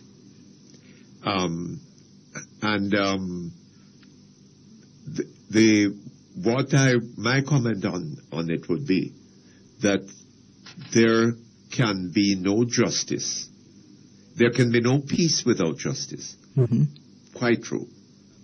But there can be no justice without, what should I say, a fundamentally different attitude to the citizen of this country. Whatever he looks like, whether he's dressed in a three-piece suit or ragged clothes, he's a citizen of this country. He has rights inherent in him as a human being, right? Not rights granted by a constitution, as that Tanzanian judge said, that the rights are inherent in the person and were acquired at birth, right? And predate the state and predate the law, and presumably he didn't say it, but obviously the Constitution, right? And that the state and all these, the law and the Constitution exist to protect and preserve the rights of that citizen. But wouldn't a belief in God... and that has to be the basis upon which justice can be. And then wouldn't a belief in God presuppose your acknowledgement that every human being has these rights? I should have thought so. Right? But one doesn't see it happening. And that is what is wrong with Jamaica. Right? To what extent then, Wilmot, has the vicious, polarized politics that we have developed in Jamaica contributed to this dehumanizing of one side or the other? The vicious, polarized politics have taken place in a context where that is the way that people think about other people. If there was respect for the Jamaican person, I don't think the politics would be as it is. And then it would be the citizens who have allowed the disrespect to have developed? I think that the disrespect started with leadership, right? If we had had a leadership that really respected the people of Jamaica, I think they would have led in different directions. In a different direction, right? They would have led in a way that was consistent with that respect that they held for the people of Jamaica. So then, if we don't have this inherent respect for ourselves, then it seems to me incumbent that we have to create it artificially, which suggests to me that we better start with a set of written rules that defines those rights, such as a constitution that is respectful and that observes those rights. You know, sir, how are we going to get a constitution that reflects what we need is a constitution that reflects that respect for the rights of the citizen. Yes. But how is that such a constitution going to be created by men who do not have that respect for the people? Right? Only if the people demand it. Only if the people demand it, Wilmot. Only if the people demand it. But then the people do not have that respect for themselves and for others. Every man. When the police comes into a yard and butchers somebody in the yard, right? There's a concern there. They feel they want justice. But where's the common right? support? But when the same thing happens to a yard down the road, right? They don't have no concern about that, right? And we need to get over that. That is our problem in this country. Question of leadership. And the question ultimately is one of leadership, right? We need leaders. And then what does it say, though, Wilmot, of a leader who comes to power and who says that her priority is human rights? and I'm really not being partisan. I'm just asking. It's not a matter of being partisan. It's a matter of being truthful. I want to know what it says. If you tell the truth, it doesn't matter whom it hurts. What does it say of that person? What I need. That's right. Is it that she's insincere, or is it that she's swallowed up by the existing circumstances? Is it that it was unrealistic? You know, the Greeks had a word, Hippocrates, that means an actor. And it has been become the English word, hypocrite. We take a break. Medical Associates Hospital, providers of quality healthcare for over 47 years, providing lab, x-ray, pharmacy, emergency and general care services. Let Medical Associates provide you with the healthcare you need when you need it most. The time by Medical Associates Hospital is 11:46. Today's weather brief is brought to you by Clock Tower Pharmacy Gift Center and Toy Zone, right in Halfway Tree. The most convenient way to fill prescriptions and shop at the same time is at the Clock Tower Pharmacy Gift Center and Toy Zone, centrally located in Halfway Tree. Telephone 929-6366. Open 9 a.m. to 10 p.m. weekdays and also opened on Sundays and public holidays. Now for today's weather brief. There's an upper level trough in the vicinity of the island. This morning, look for mainly sunny conditions. During the afternoon, it will be partly cloudy and windy with isolated showers over interior areas. In our 3-day outlook, on Thursday and Friday, expect windy conditions with isolated showers during the afternoon. On Saturday afternoon, look for scattered showers. The information for today's weather brief was supplied by the National Meteorological Service of Jamaica. Today's weather brief was brought to you by Clock Tower Pharmacy Gift Center and Toy Zone, right in Halfway Tree. Paul, you know how me always I tell about the super value specials at Wendy's? Yes, well, now them have 4 different meals, see only $195 each. Do they? Them have the double stack cheeseburger, the cheeseburger deluxe, the 5-piece chicken nuggets, and now the new crispy chicken sandwich, all served with a small fries and a 16-ounce soda. Each one of them scrumptious, and each only $195. Good value. And the best value in town. Wendy's, same high quality and variety at a low, low price. The super value specials, $195 at Wendy's in New Kingston and Ligony Plaza. May we see you at Wendy's? So, Peaches, you really ready to take over the business? Yes, Mama, and I can make it grow. How? The National PC Bank offering up to $5 million at a low, low interest rate, and I can set up a modern vegetable farm with greenhouse and all under the land. But we do have the land title. Yes, Mama, but the National PC Bank can help us get it, and we can also get family insurance in case anything happens to us. Stop by your local branch of the National PC Bank. We know that small business doesn't mean small thinking. Then with the profits, we can buy Guest and Farm. The National PC Bank, creating opportunities for communities. You're listening to Perkins Online, the Thinking Person's Talk Show.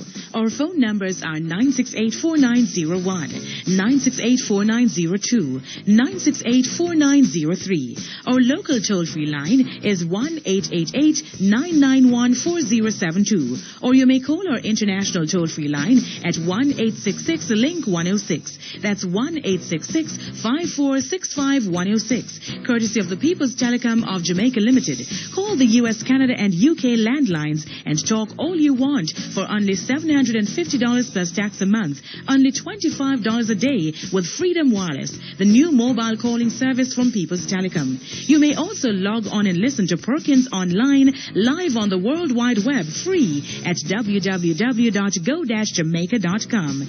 Now back to Perkins Online on Power 106 FM.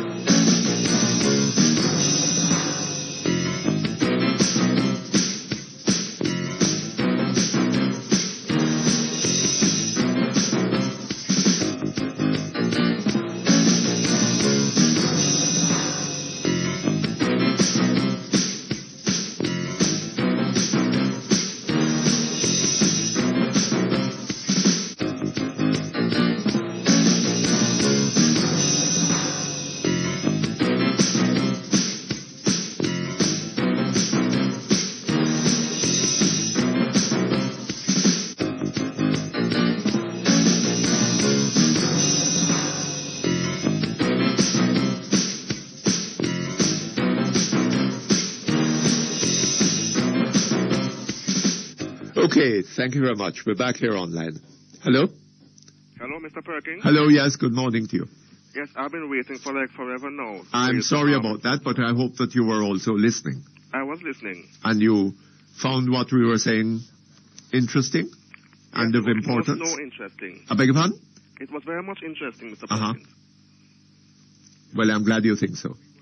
Yes, the police brutality in this country. I beg your pardon? The police brutality in this country needs to stop, Mr. Perkins. You know, sir, we were trying to make the point that it isn't just a matter of police brutality, right? It is, if anything, a matter of governmental brutality, right? Because if the government did not want the police to behave like that, it could have prevented it. Oh, very much so. Uh-huh. They, or certainly could have ensured that the police and everybody else knew that persons who behave like that are going to suffer serious consequences. Am I right? Yes, very much so. They should even put penalties in place to penalize police officers who... I'm not hearing you. I'm saying that they should put penalties in place to penalize the police officers who continue to embarrass the force in this way. Yes.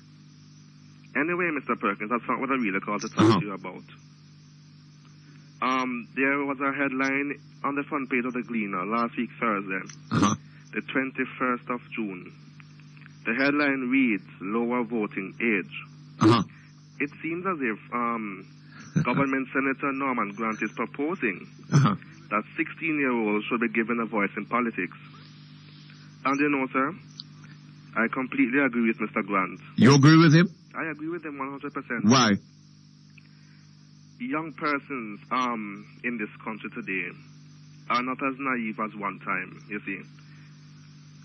I believe that they have the level of maturity, level of competence, and the capability to make political decisions. Oh, they do? They do, most certainly. What evidence do you have of that? Well, with the introduction of... I beg your pardon? With the introduction of technology, sir, the internet and so forth, they are more so exposed now to facts. To facts? Yes, facts. And as such, they're able to make an assumption based on these facts. You see, I have been lobbying for as far back as, I can't even remember how long now. But I've been lobbying for the same thing, for the age of... So why not reduce the voting age to 14? That could also work. That could also work. Yes, I was even saying 13 at one point in time, but 13. I'm saying perhaps not. Well, why not? Why not 13? I don't think that they have reached a level of maturity at the age of 13. At 13, they have not reached the level of maturity. But at 14, you think they might have? Call it around 14, 15, I think they might have. They might have. 14, 15. Yes, at 16, however, they are fully developed. Fully mature. Fully.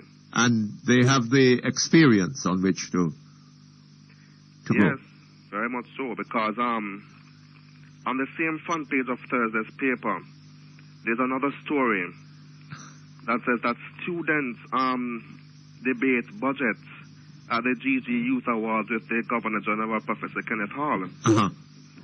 So this also, Mr. Perkins, is evidence that these young persons... That what? That these young persons in society are capable to lead, and as such are capable to vote. And I think that Senator Grant said the exact same thing as I'm saying. I'm only repeating what he's saying. Well, sir, I don't know. It seems to me that that you people are maybe you're searching for solutions, and you can't really find any, so you come up with that, right? Well, that's what you are saying. Young people, sir, haven't got the experience. It seems to me to make such decisions. You know, there are all sorts of decisions that 16-year-olds are not allowed to make. Right? Yes, but the laws that were put in place for the age of consent were put in place many years ago. Now, when the universal adult suffrage was passed in 1944, the age of consent for voting in an election was 25. No, it was not. What age was it then? 21. Yes, 21. In 1970-something, it was reduced to 18. Yes. And now they are lobbying for it to be reduced to 16. So yes. You see, generation after generation, the age of consent is being lowered time and time again. Yes, and eventually it will get to 1 year old. Perhaps. What year would that be? And that doesn't sound ridiculous to you? It sounds very much ridiculous. Very much so. I see. There has to be a stop somewhere. And perhaps 16 is that stop. I see. Even presently as we speak, Mr. Perkins, the age of consent for engaging in sexual activity is 16 and not 18 as we are led to believe. Is what? 16. Yes. I'm accurate in saying that, aren't I? I believe you're right. Very much so. If the age of consent for something even more so risky than voting in an election is 16, then voting in an election... What? In the United States? No, man, here in Jamaica. Oh. The age of consent. You mean sexual consent? Yes, sexual consent is 16 here in Jamaica. Well, the question is, why was that? Well, it went up to 16. It went up to 16, you say? Yes, it was... So it was even lower than that before? I think it was 14, no? I have never heard of such a thing. Yes, it was 14. It was 14 and it was put up to 16. In Jamaica? Yes. I've never heard of such a thing. Of what? I've never heard of that. Yes, it was so. What is your source of information on this? I've never heard of Well, this. check it out for me, no? Okay? Okay. Okay, all right. All the best to you. Okay, that brings us to time for the news. We'll be back here after news in about 20 minutes. New Dimension Dental Care at 57 Hope Road provides modern dental care with spacious and secure parking at the former location of New Line Motors. That's New Dimension Dental Care. Telephone 978-7480. The time by New Dimension Dental Care is 12 o'clock. Midday News is brought to you by RBTT Securities. Unlock your potential.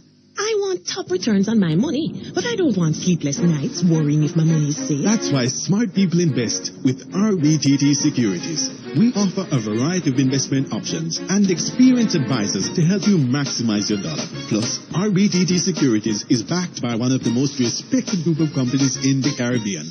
And we listen to the person who understands your financial goals the most. You. Talk to one of our experienced investment advisors today. Think smart. Think RBTT Securities. Unlock your potential. News, comprehensive, powerful, and credible. Power 106 FM, Radio News Center.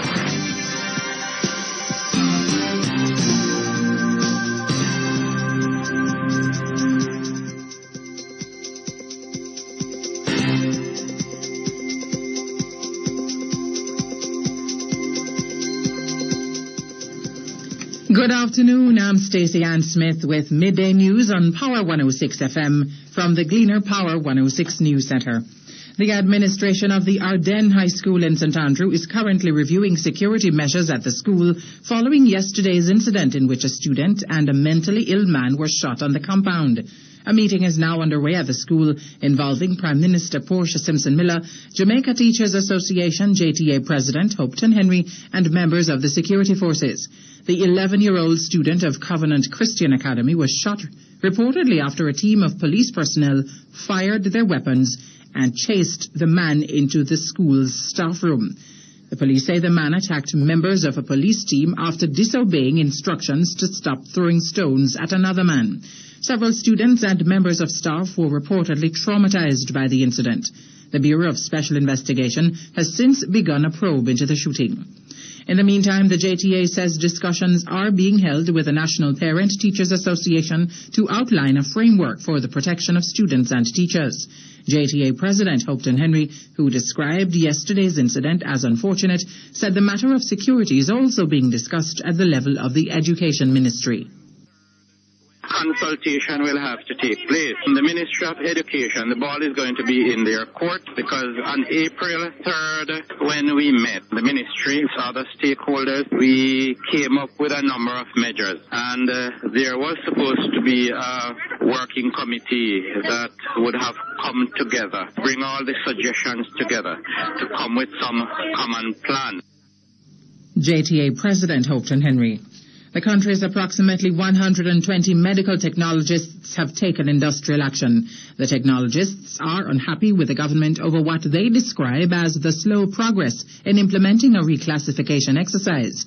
General Secretary of the Union of Technical, Administrative and Supervisory Personnel, UTOSP, St. Patrice Ennis, says the Industrial Disputes Tribunal, IDT, in 2003 ordered that the medical technologists be reclassified. However, Mr. Ennis believes the government is ignoring the IDT's order. According to him, the technologists will maintain their action until the ruling is honored. They certainly will be on strike for today and tomorrow. We don't know. We're having some discussions as we speak, but nothing concrete yet. UTOSP General Secretary St. Patrice Ennis. The medical technologists took strike action in January 2003 over the reclassification issue. The IDT ordered them back to work, but they defied the order and were fined. The Finance Ministry is this afternoon expected to outline its reason for recommending Life of Jamaica as the preferred insurance provider for public sector workers. The Finance Minister, Dr. Omar Davies, and State Minister with responsibility for the public sector, Fitz Jackson, are hosting the meeting with union representatives. The talks are scheduled to start in another hour. There has been growing discontent over reports that the health scheme is about to be transferred from Blue Cross of Jamaica. The unions are claiming that Blue Cross should keep the $2 billion contract as it will be better able to offer the insurance service. The Cleaner Power 106 News has learned that a major issue the unions plan to raise at the closed-door meeting is the reason the Finance Ministry rejected the recommendation of the actuaries it hired to examine the bids. Highly placed sources confirmed claims made by the Jamaica Teachers Association, JTA, recently that the actuaries hired by the government recommended that Blue Cross be kept as the insurance provider. You're listening to Midday News on Power 106 from the Gleaner Power 106 News Center. It's 4.5 minutes after 12. The Electoral Commission has denied an assertion by election observer group Citizens for Free and Fair Elections CAFE that it is introducing minimum sentencing guidelines into the electoral laws. According to Chairman Professor Errol Miller, the Commission recommended that the offence of open voting be penalised by way of mandatory sentencing. The lower house of Parliament accepted the recommendation, and the amendment was made to the Representation of the People Act, the Kingston and St Andrew Corporation Act, and the Parish Council Act. But the Senate amended the bills, removing the mandatory provision and replacing it with a discretionary ruling by the judge. In a debate on the bills in the lower house yesterday, Leader of Government Business Dr. Peter Phillips read a statement from the Commission which took issue with the Senate's position. We fully support the advice that you gave in the House of Representatives and upon which it acted in passing the bill. We resolutely disagree with the action taken by the Senate and would respectfully ask the House of Representatives to abide by its original action. Leader of Government Business Dr. Peter Phillips. The debate was suspended after several members of Parliament rejected the Commission's proposal. The bills are to be sent back to the Commission for review. The police have identified the bodies of the 3 gunmen who reportedly engaged them in a shootout in Linstead, St. Catherine yesterday. They are 26-year-old Gary Powell, otherwise called Diamond, 21-year-old Dave Carr, and Christopher Wheeler, otherwise called Myrtle Boy, all of Linstead addresses. According to police reports, about 3:30 yesterday afternoon, members of a police party stopped a Toyota Hiace bus on the Luadis Vale main road. 5 armed men with guns reportedly got out of the vehicle and opened fire at them. The police say during an exchange of gunfire, 3 of the men were shot. The other men reportedly escaped. The police say they recovered 2 illegal guns at the scene. The Bureau of Special Investigations has begun a probe into the incident. The immediate past president of the Jamaica Manufacturers Association, JMA, Doreen Frankson, says the association has faced several hurdles in meeting its objectives. Speaking at the JMA's annual general meeting this morning, Ms. Frankson cited obstacles in rebuilding the manufacturing sector. She said the challenges include skepticism among technocrats in the productive sector. The government and private sector are not committed to the same ideals. To achieve the development of this, the country, the government must support industry and desist from questioning whether or not there is a need for a manufacturing sector. Immediate past president of the Jamaica Manufacturers Association, Doreen Frankson. Meanwhile, Omar Azan was this morning elected as JMA president after serving as deputy president in the last term.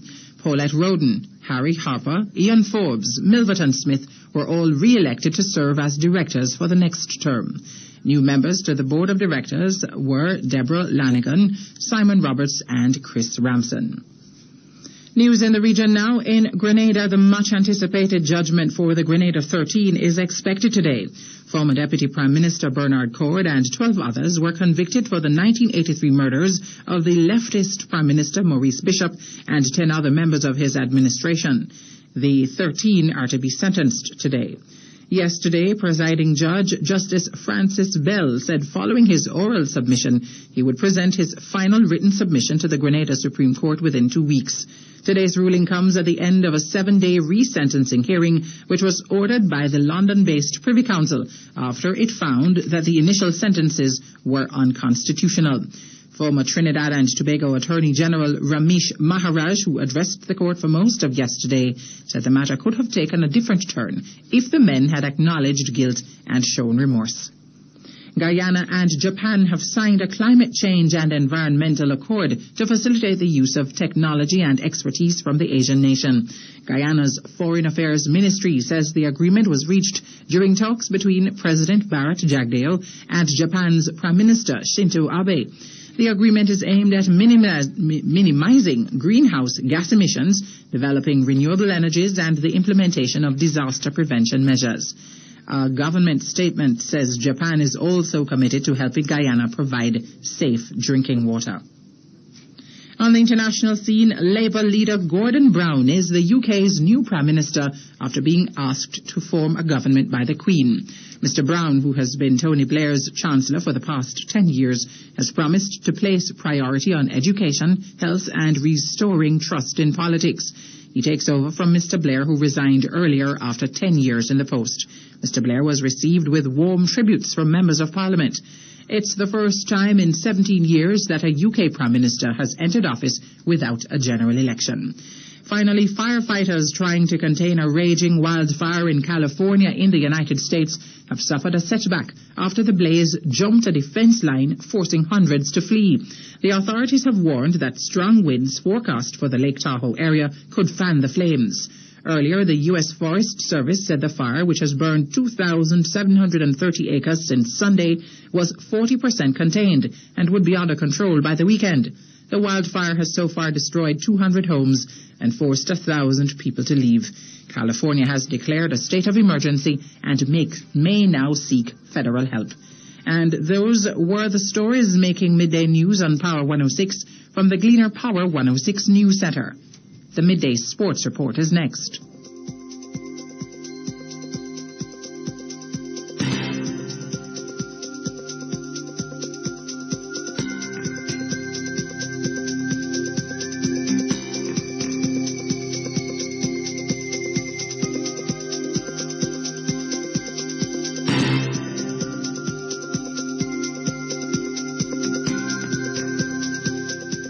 Midday News was brought to you by RBTT Securities. Unlock your potential. I want top returns on my money, but I don't want sleepless nights worrying if my money is safe. That's why smart people invest with RBTT Securities. We offer a variety of investment options and experienced advisors to help you maximize your dollar. Plus, RBTT Securities is backed by one of the most respected group of companies in the Caribbean.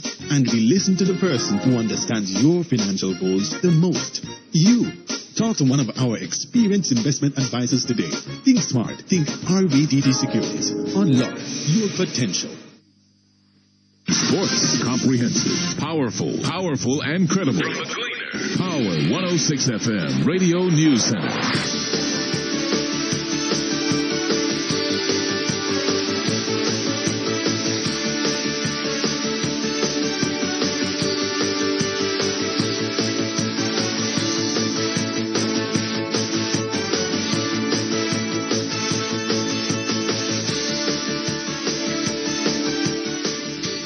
Time now for your midday sports report on Power 106 FM from the Gleaner Power 106 News Center. The Trelawney Cricket Association is planning to intensify its lobby for the use of the $30 million multi-purpose stadium in the parish. In his post-cabinet press briefing at Jamaica House on Monday, the Information Minister Donald Buchanan said Jamaica Cricket 2007 has been asked to extend its management for the next 3 months. Buchanan said the extended time will be used to complete plans as to how the facility will be utilized. However, President of the Trelawney Cricket Association, Philip Service, says he is not happy with the extension. I'm going to be basically appealing to whosoever it is that is going to be running the stadium in the upcoming period to see if we can use it, and maybe assist in maintaining it while we're doing that. Philip Service, President of the Trelawney Cricket Association. As a result of the unavailability of the stadium, the Trelawney Cricket Association has been using venues outside of the parish to play in the Super Cup competition. Service says the move is very costly to play outside of the parish. West Indies one-day captain Chris Gayle says he is big enough to stand up to the West Indies Cricket Board, WICB. The WICB has threatened drastic action if there is fresh criticism from Gayle after his swipe last week over their handling of his promotion to captaincy. Gayle also knocked the regional board for the late arrival of 3 key players for the one-day series. Sylvester Joseph believes the West Indies selectors have treated him unfairly. Joseph, the Leeward Islands captain, says he has not been given a fair run by the selectors despite his performances over the years.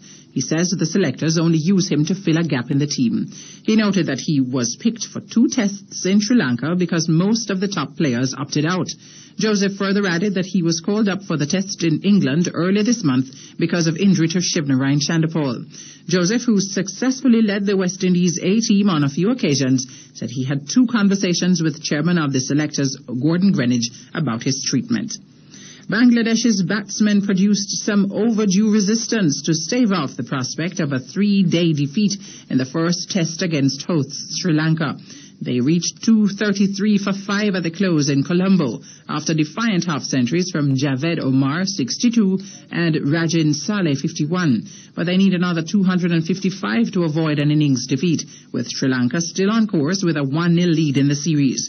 Mataya Muralitharan was Sri Lanka's most successful bowler, taking 2 for 82 to go with his 5 first-innings wickets. Scores in the game so far: Bangladesh 89 and 233 for 5, Sri Lanka 577 for 6 declared. The experienced Jamaican football administrator Horace Reid has been appointed FIFA Under-20 World Cup personal assistant to tournament chairman Jack Warner. Warner recommended Reid, a former General Secretary of the Jamaica Football Federation, to the position. Reid is expected to arrive at the FIFA Under-20 World Cup tournament headquarters in Toronto, Canada, later today. And the JFF has thrown its support behind the establishment of a local football academy, which will be established by top Spanish football club Real Madrid.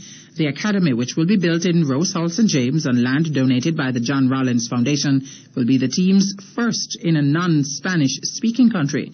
General Secretary of the JFF, Burchell Gibson, speaking at a function hosted at the Gleaner's head office on North Street yesterday, lauded the idea. He said the academy will certainly improve Jamaica's football. Finally, men's third seed Andy Roddick won his second-round clash with Danai Udamchok in straight sets at Wimbledon earlier today. Roddick eased to a 6-3, 6-6, 7-6, 7-3 victory on a packed center court inside 1 hour and 44 minutes. Other winners were Fernando Gonzalez and Richard Gasquet. In the women's singles, top seed Justine Henin made predictably short work of world number 83 Vera Dushevina.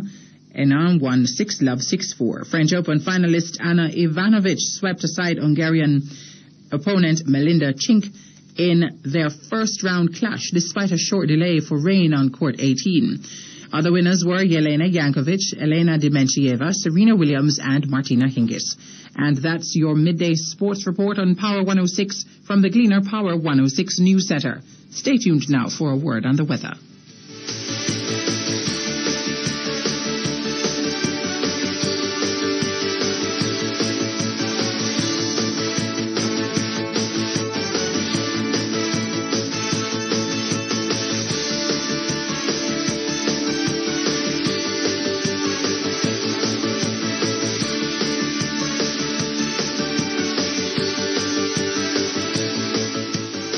The Gleaner Power 106 FM weather at noon is brought to you by Carby's Souvenir Discount Center and Craft Village, Twin Gates Plaza. Be Jamaican, buy Jamaican, and Carby's Discount Center, Twin Gates Plaza, Constant Spring Road. So much more for less.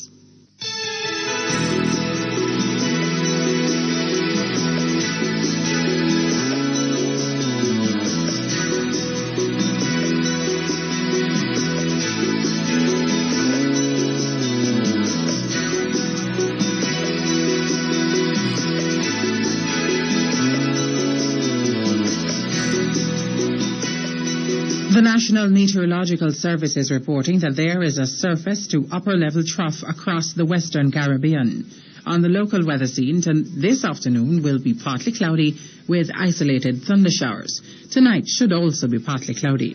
For the next 3 days, look for partly cloudy and windy conditions with isolated showers and thunderstorms. Also expect windy conditions over southern coastal areas. And that's your midday weather report from the Gleaner Power 106 News Center.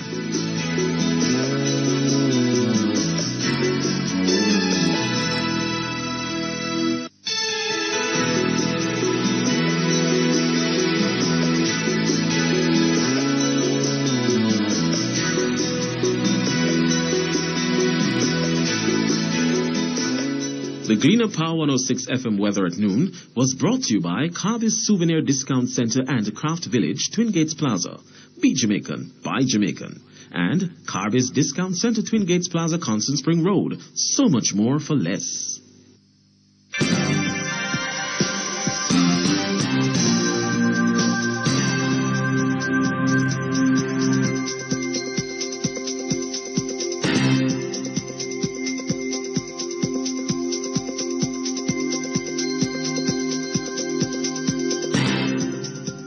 And now to end midday news on Power 106, a recap of the main stories. The Prime Minister and members of the security forces meeting now with Arden High School administration following yesterday's shooting incident on the compound. Medical technologists go on strike to protest slow pace of implementation of reclassification exercise.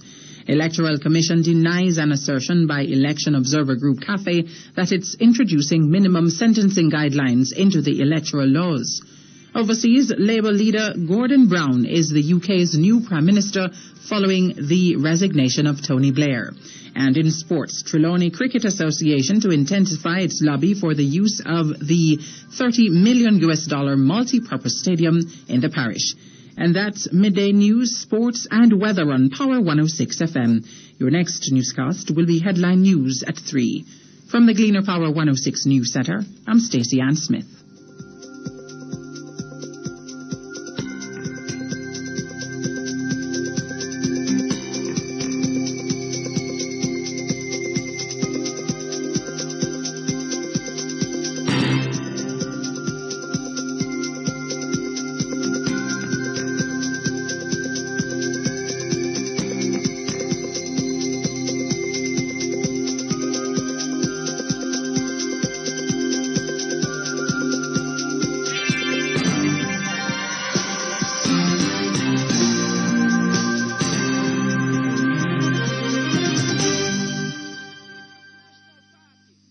The following is a paid announcement by G2K. Jamaica need a change now. The old boss of the People's National Party, not changing no course. Jamaica need a change now. Well, not change it course. The people want a change, but portion are here, we. Not changing no course. What a ignorance. You know, you're what PNP Minister Bobby Pickers will say. 30 million. It is really chicken feed. chicken feed. 30 million could have fixed up my picnic school. Jamaica need a change now. PNP mash up education. You did hear what PNP Minister Peter Phillips said? And them come out of school after 5 years and 6 years and can't read and write. All that while Minister Maxine Henry Wilson in a parliament asleep. Not changing no course. Well, not change it course. Well, Portia, we have to change it. Jamaica need a change now. The proceeding was a paid announcement by G2K. J&J Pharmacy, located at 82 Barnett Street and shop number 3 Embassy Place, Montego Bay, has all that you need in a pharmacy. If they don't have what you need, they will definitely get it for you. All major health cards, including JADEP and NHF, are accepted. Go see them today. A pleasant staff awaits you. Opening hours for Barnett Street, 8:30 a.m. to 10 p.m. Monday to Saturday, and 10 a.m. to 8 p.m. on Sundays and holidays. Embassy Place, 8:30 a.m. to 7:30 p.m. Monday to Saturday. Power 106. You're listening to Perkins Online, the Thinking Person's Talk Show. Our phone numbers are 968-4901, 968-4902, 968-4903. Our local toll-free line is 1-888-991-4072. Or you may call our international toll-free line at 1-866-LINK-106. That's 1-866-5465-106. Courtesy of the People's Telecom of Jamaica Limited. Call the U.S., Canada, and UK landlines and talk all you want for only $750 plus tax a month, only $25 a day with Freedom Wireless, the new mobile calling service from People's Telecom. You may also log on and listen to Perkins Online live on the World Wide Web free at www.go-jamaica.com. Now back to Perkins Online on Power 106 FM.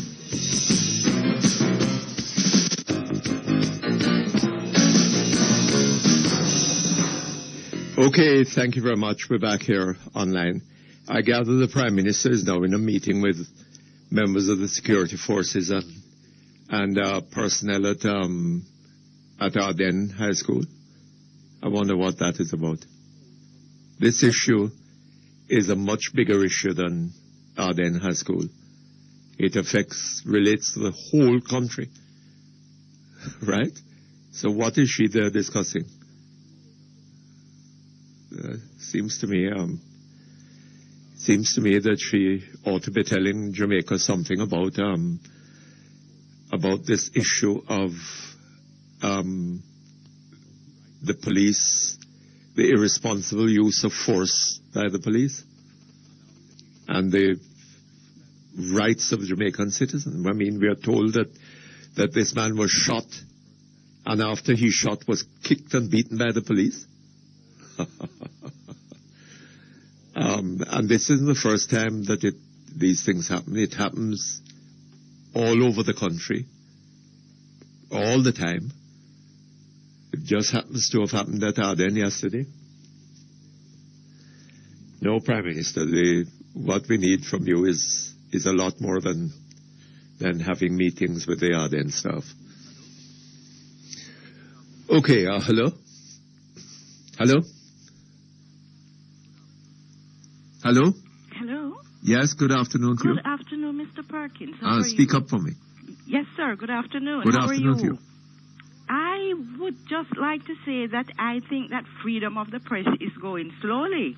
Freedom of the press is what? It's going slowly. Going slowly? Yes, sir. Oh, how? I'll tell you what happened regarding the incident with KD Night.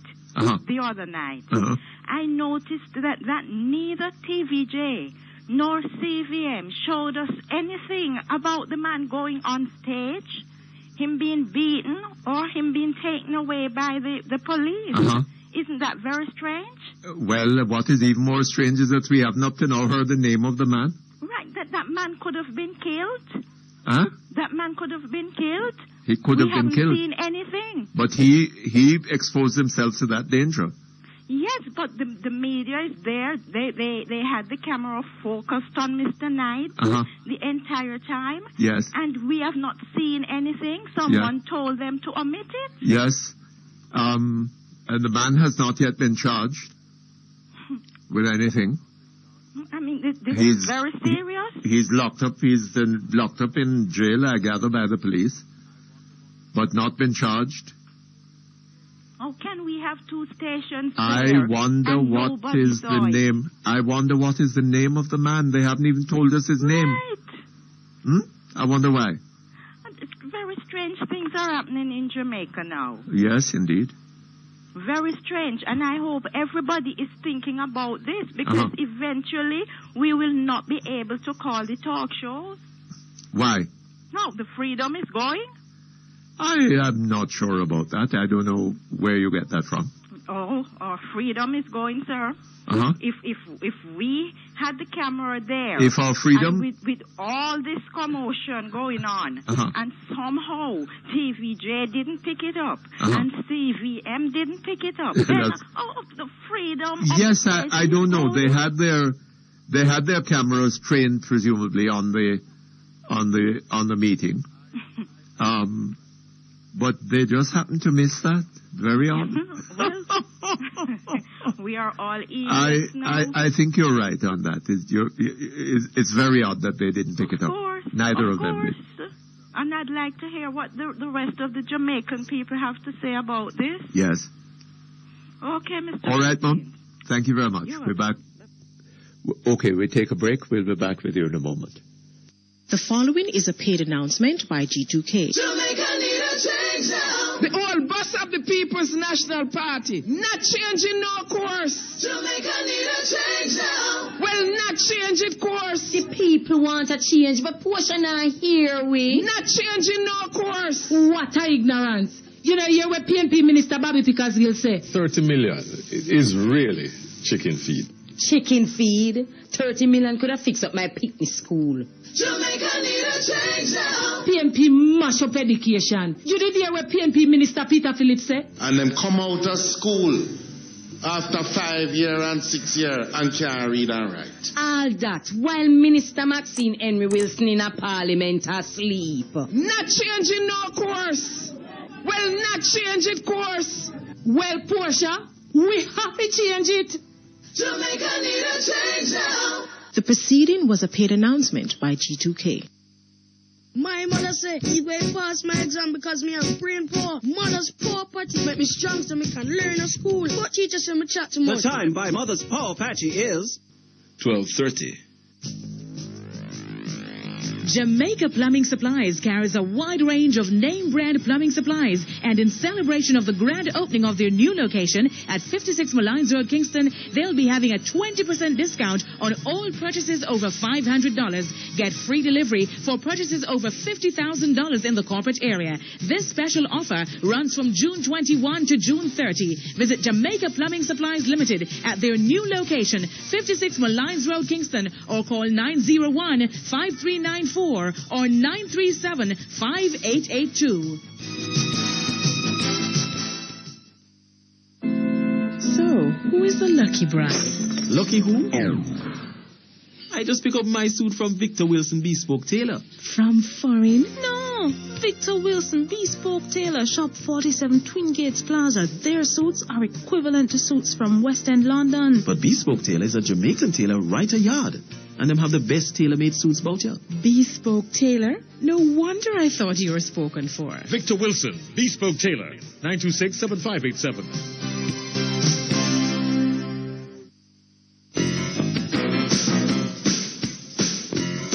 You're listening to Perkins Online, the Thinking Person's Talk Show.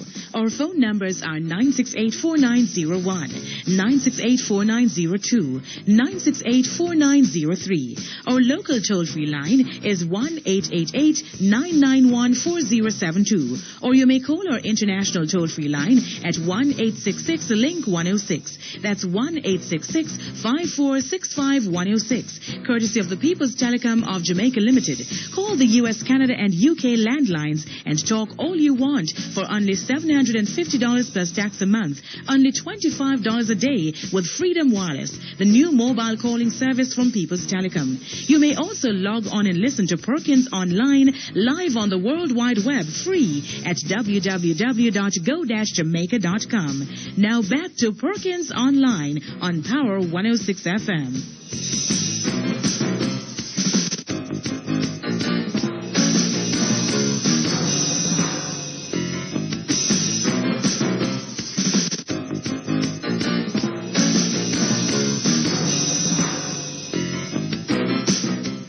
Okay, thank you very much. We're back here online.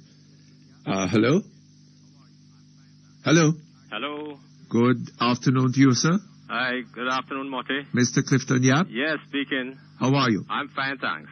I gather you've been doing we haven't spoken for a long time on this program. Quite a long time. I've been laying low, Mutty. Eh? I've just been laying low. You've been laying low? Keeping out of trouble. But that's most unlike you. I know. Decide for a change. Eh? Decide to have a change. It's time for a change. And you think that the change that is required is for you to lie low? Well, I don't know. I just thought it's a good thing to just keep quiet, let somebody else do the talking for a while. Well, I don't know that anybody has done it as well as you can. Well, thank you very much, Mutty. Thank you. Tell me something. I gather that while you've been lying low, yes, you've been doing some research on the cost of corruption. Oh no! What had happened, Mutty, is that I saw this editorial in the Gleaner. And it referred to the Auditor General's recent report, and it suggested that civil society needed to be more involved for us to have changes in Jamaica.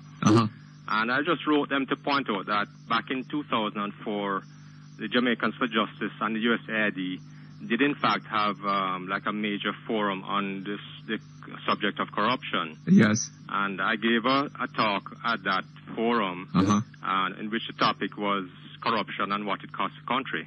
Yes. And neither of the two major newspapers carried it. So, I thought that... neither of the newspapers carried it? No.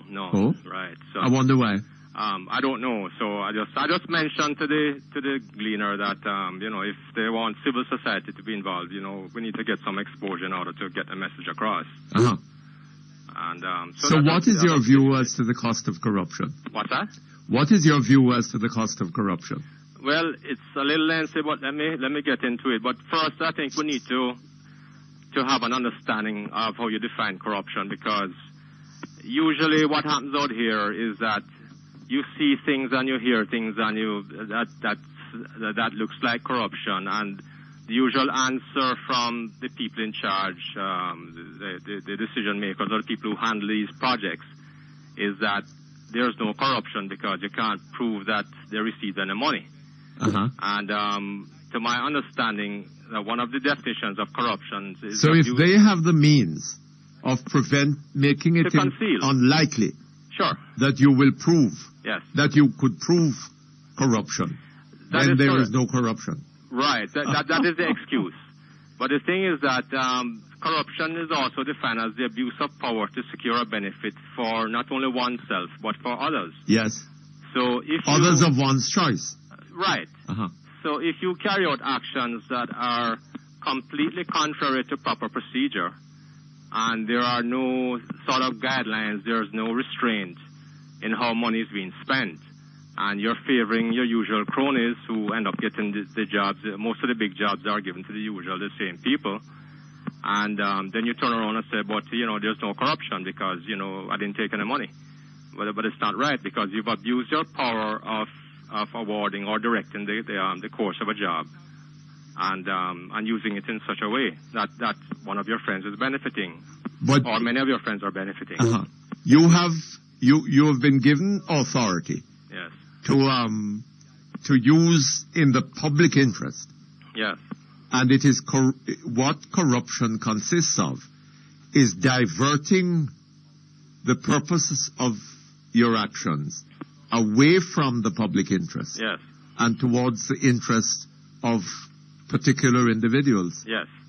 Yes. So once we get that clear, so we can talk about corruption on a more general basis, because this thing about having to prove it, it doesn't make sense. Yes. because we know what's taking place. So when I gave my speech, what I pointed out is that when you assess the state of a development of a country, it's usually, broadly speaking, in three main categories. The social, the economic, and environmental conditions of the country. That's really, if you evaluate these things, you can sort of see how the country is doing. So as it relates to the effect of corruption, let me just take them one by one. The social aspect of corruption. I think this one is very obvious because if you waste your resources and misuse your resources and you don't have anything left over for your education and for health and for firefighting and all of those things that are essential to the function of a country, then that is the most obvious immediate cost that you can see. And it's been in the news a lot. Everybody, I think people are waking up and realizing that the association between the two. And then the second aspect of the social implications, one that we sort of talk about once in a while, but we don't follow through on, is that one of the reasons that you have this intense tribalism in Jamaica, why people fight and kill for their party to stay in power or to attain power, is because of the access to the means of distribution. Yes. I think it's a well-known fact. That's my point of view anyway, and I think the point of view of many people. Yes. So the thing is that if you can minimize or reduce the ability of a government to be corrupt, then to some extent you could reduce the intensity of this tribalism, which is to a large extent has driven a lot of the crime and criminality that's taken place throughout the years. Yes. People being burnt out of their houses, people being murdered for having a wrong party affiliation, or people being also killed because they didn't distribute enough money from what they got on a particular job and that type of thing. So the social implications are there, and that is one of the aspects, one of the side, the cost to the country. And the next cost to the country we could talk about is the cost to the economy, because it is arguable that the size of the debt has a lot to do with the wasteful and controlled spending that has been taking place through the years. And we always hear the complaint that we have so much debt to service that we have no other choice to cut back on public spending for social purposes, or that interest rates are too high for production. That's because a lot has to do with the way money has been wasted. So again, if you can control the wasteful spending and stick to what I call the core functions of government, then I think you can help to turn the economy around. With a card swipe and the software for free. I put it to you this way. It's been a while since I felt like... An entity like Blue Cross can clear profits of $1 billion at the expense of their policyholders and providers. I think it's just a drop in the bucket, because if you think about but that it, is not the issue, sir. No. The issue is... If you just think about it, Mr. Perkins, for example, if I have a system that's in place and it's functional, and you are now saying to me, okay, you're going to have to upgrade to this new system, and if you choose or elect not to do so, then you may very well lose your status of providership, and you very well may have to close your practice. Let us say I'm just a professional coming out of school, and I have all these other expenses that I have to deal with. It means that you literally have the life and breath of my practice in your hands. The other providers did not go about introducing the electronic methodology with a big stick attitude. And I give you another example. The other providers provided you with the swipe. Yes, without any additional costs being borne by the provider. Oh, in that event, then when Blue Cross patients come to you, you say, well, sorry, I can't deal with you. Well, listen, now, this is the thing. Because Blue Cross is so dominant in the market, if a potential provider does not have the facility to provide for Blue Cross, you're talking about probably 3/4 or more of the persons who would normally be able to visit not visiting. Oh, I see. So it's like what happened prior to Digicel and these other service providers being in the market. When Cable and Wireless, formerly JTC, was the only game in town, they could do anything, and they were lord and master. Yes. I remember situations where persons in very remote communities would literally be begging Cable and Wireless for a cellular phone, and they would just be disregarded. And once Digicel came into the market, all of a sudden Cable and Wireless is able to provide and ask persons who were formerly unable to get. You follow what I'm saying, Mr. That's a way of competition. The fact of the matter is, if members of the public sector were to truly understand how cheated, how disenfranchised and disadvantaged they have been by being with Blue Cross, they would sing a different tune. In what way were they disadvantaged? Give you an example. Blue Cross, for example, let us say a claimant goes to a particular entity and gets a service or whatever provided, and for whatever reason they pay out of pocket and do a claim. I've known of instances where persons have waited for reimbursement for 6, 7, 8 months without getting reimbursements from Blue Cross. They have various techniques that they use to frustrate the process of claimants. You know, sir, you sound as if you have a very strong prejudice against Blue Cross. Yeah, I do, because let me ask you something. Yes, how do you come by this information? Mr. Perkins, I will tell you that the nature of the work that I do, I come into contact with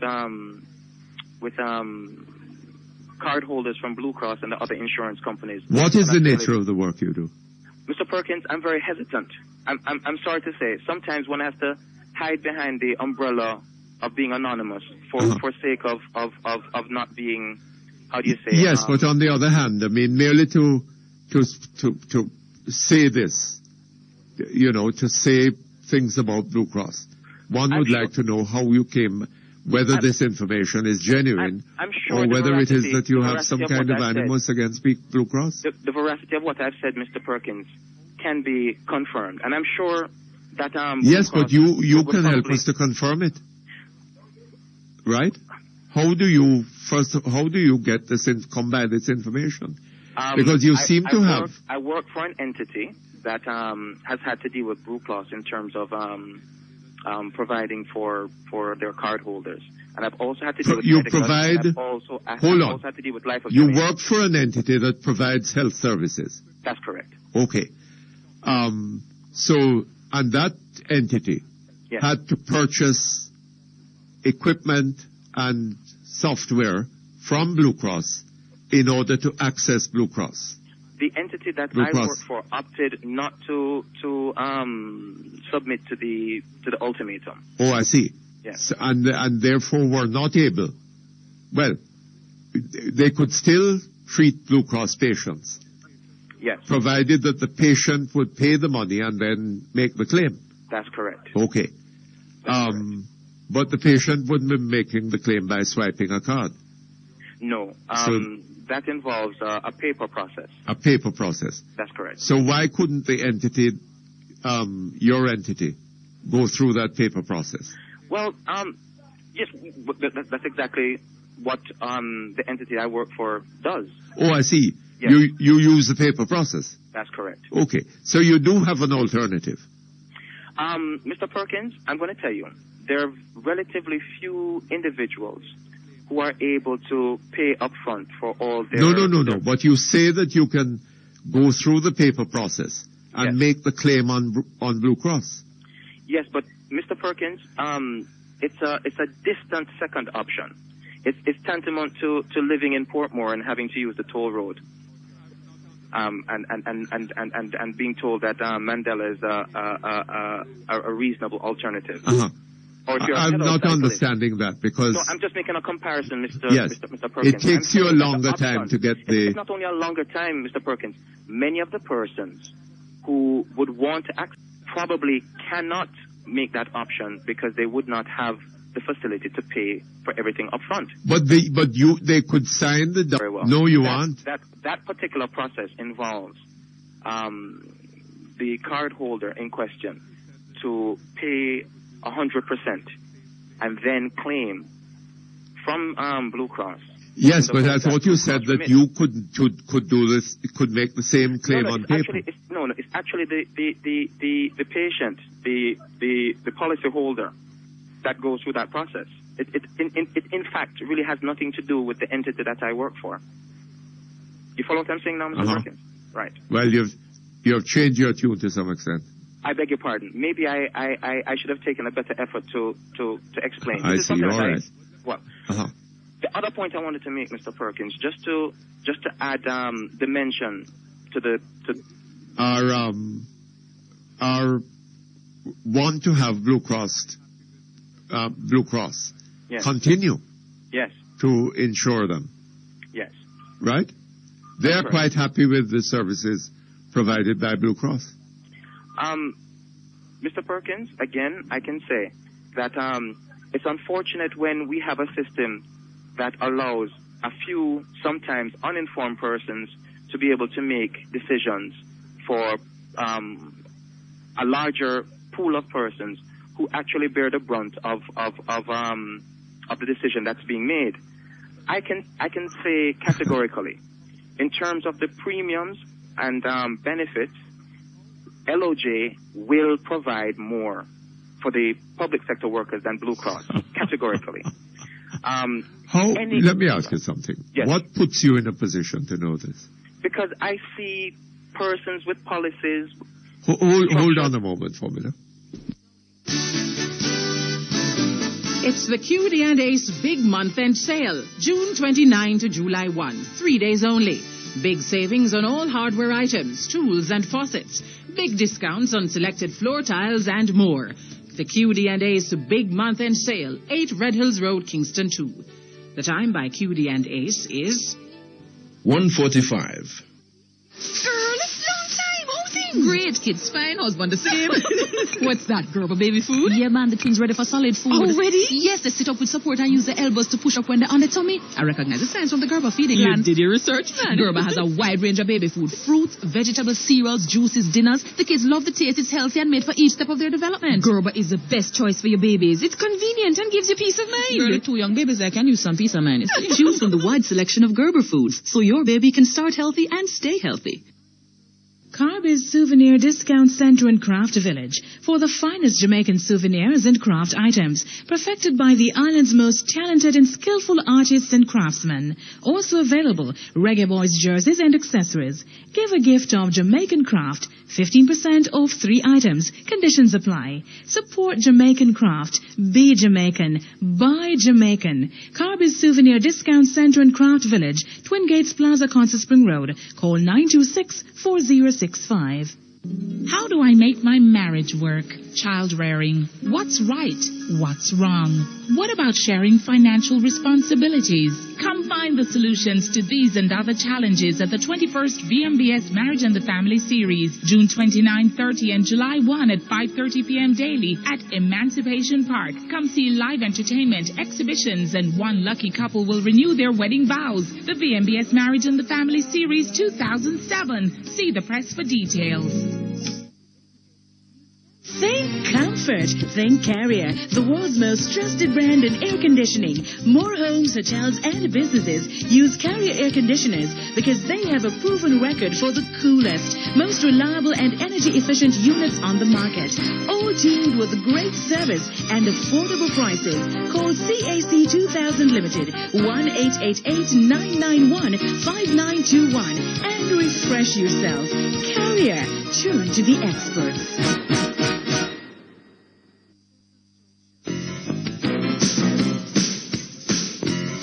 You're listening to Perkins Online, the Thinking Person's Talk Show. Our phone numbers are 968-4901, 968-4902, 968-4903. Our local toll-free line is 1-888-991-4072. Or you may call our international toll-free line at 1-866-LINK-106. That's 1-866-5465-106. Courtesy of the People's Telecom of Jamaica Limited.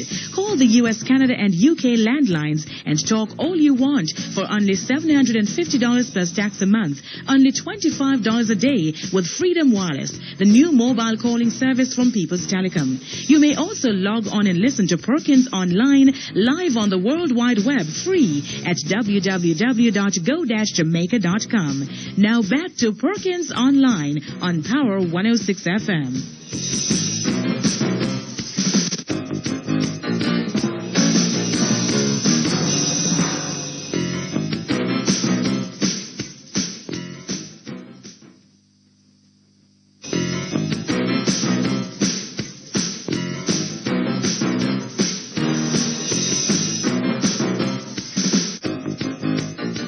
Okay, thank you very much. We're back with you. Mr. Perkins. Uh-huh. I would like to give you two practical examples of exactly what I'm talking about. Uh-huh. Okay? There's an individual that I know who had a surgical procedure performed approximately 6 weeks ago. Uh-huh. Prior to the procedure being performed, the insurer, Blue Cross, requires that the surgeon writes to them to get a letter of commitment. Basically, a letter stating that Blue Cross is going to cover X amount of the expense of the procedure and the patient should cover the remainder. Uh-huh. After receiving this document, the surgeon went ahead and performed the procedure. When it hold on. Hold on. Blue Cross wrote to the surgeon. That's correct. To say committing to pay a particular proportion of the total charges that would go towards the procedure. Yes, all right. The company to whom the person was employed had renegotiated the health insurance coverage for their employees after the commitment was made by Blue Cross. Uh-huh.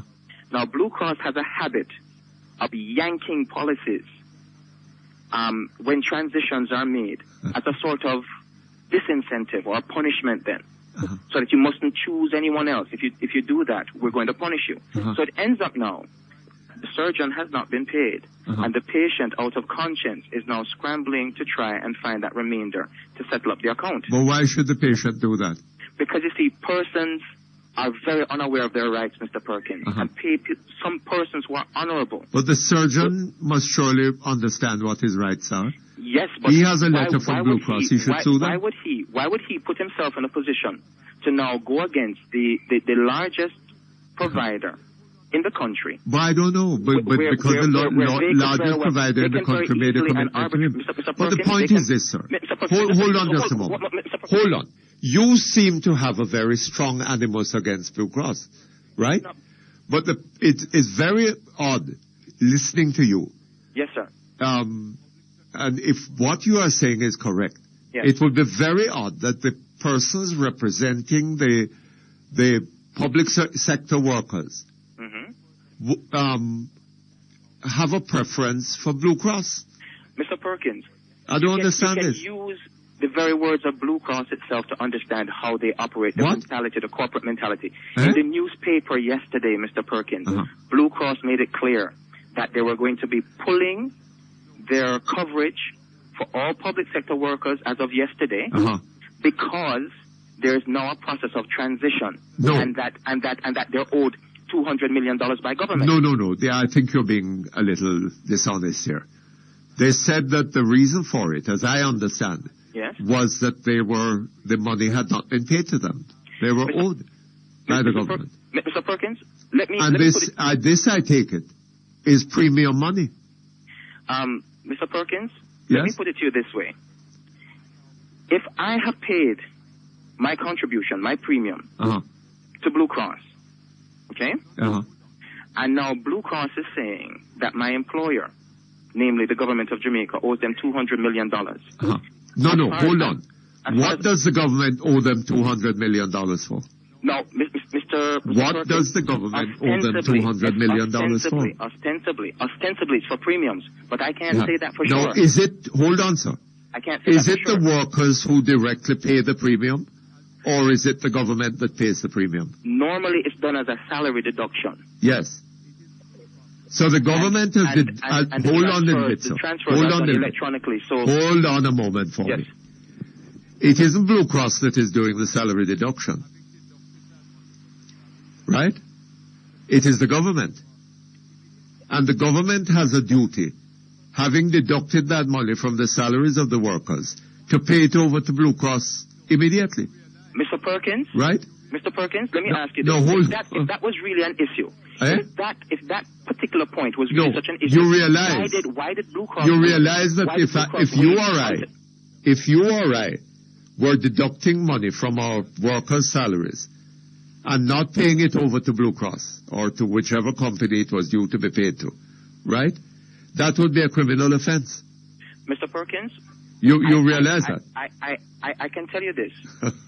Persons can use many things to explain away actions that are totally dishonorable. Mr. Perkins, if Blue Cross really had their only concern as you, what they would do, they would honor their undertaking, and if necessary, sue the government. No, sir. There is a contract. There's a two-way. There are two-way. Mr. Perkins, my grandmother used to say... No, sir. Hold on a little bit. Hold on. Blue Cross has obligations to the... If the $200 million was really an issue, to the public servants, it would not have surfaced. When the government pays, they would have made it an issue before that. The government has an obligation to pay this money. If the government doesn't pay the money, then how can Blue Cross have an obligation? Mr. Perkins, as far as I'm aware, these payments are made in lump sum at particular intervals or at particular time intervals during the course of the year. Well, so Blue Cross is saying that the government owes them the money. They have not paid it. Mr. Perkins. And I have not heard the government saying that they have paid the money. Have you heard that? Allow me an opportunity to explain. Have you heard the government saying that they have paid the money? But Mr. Perkins, that might not... Or that the money is not due for payment. Mr. Perkins, if I use light from the 1st of September to the 29th of September, I have used the JPS's light on credit.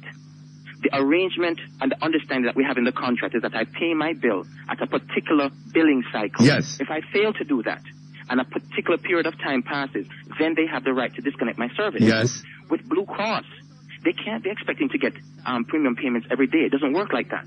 Hold on. Mr. Perkins, let me finish my So you tell me. Hold on. No, don't waste time, man. Tell me, when is the $200 million due? Mr. Perkins, the fact of the matter is... When is the $200 million due for payment? Mr. Perkins, that's what I'm trying to tell you. The point is, the $200 million payment was never an issue because Blue Cross has been paid on time for how many umpteen years so that they can get their $1 billion. How do you know that? Because it has never been an issue before, Mr. Perkins. Yes, but the fact of the matter is... It only became an issue, Mr. Perkins. Yes, sir. But the Blue Cross has... Look here, don't talk rubbish. Has the government said that the money is not due? Mr. Perkins? Did the government say that the money is not due? Mr. Perkins, as far as I'm aware, the government's position is they're going to have dialogue with the union representatives. Has the government said that the money that Blue Cross is claiming is not yet due for payment? But they haven't said otherwise, Mr. Perkins. Then and Blue Cross has said that but either. If that were the case, sir, I would have expected the government to say that. Mr. Perkins, this matter has become so potentially inflammatory. Look here, sir. That I think everybody is treating this on the government side. With Thank you very much. You're a waste of time. Goodbye. Okay, I have an email here though, which is saying that, telling me to find out who really owns the real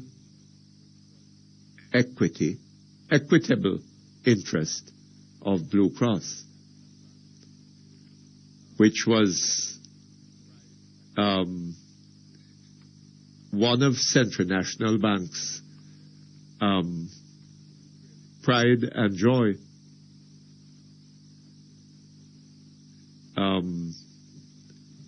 Who really owns it?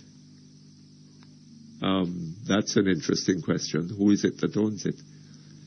There is a huge cover-up. Oh. Interesting. Hello? Hello? Something worth pursuing. But then, how have they fallen out all of a sudden? Hello? Hello? Hello, yes? Yes, Mr. Perkins. Uh-huh. How are you doing, sir? Sorry Not about too that. bad, thank you. How are you? Yeah, I'm listening to the conversation earlier, and it's amazing. And especially the gentleman that just called, it seems to me you have some personal vendetta about Blue Cross and Blue Yes, Shield. it does seem so. And, this is, you have to be honest with these things. Healthcare is very expensive around the world. I don't care who you are. It's very expensive for insurer to insure people. Uh-huh. But the question that I have, though, how many people in Jamaica, the average man, can afford Blue Cross and Blue Shield insurance? Who can afford what? Who can afford insurance, health insurance in Jamaica? Health insurance? Right. Well, I don't know. I'm not sure how many people in Jamaica can afford anything. Exactly. So the point I'm trying to make here is that, government people, of course, they deserve it, and I'm sure everyone deserves to have insurance. But, when they're fighting over these things and the average man in the street cannot afford to go to the doctor, I don't know if that's a good thing. I'm not hearing you very clearly.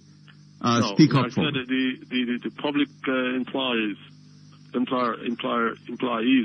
who are fighting over this insurance issue.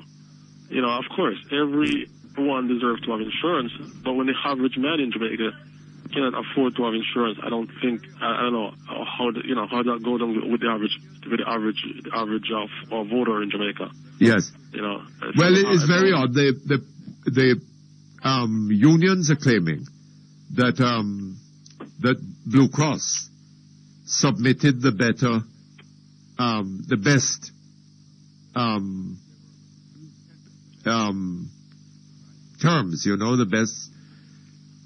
offer.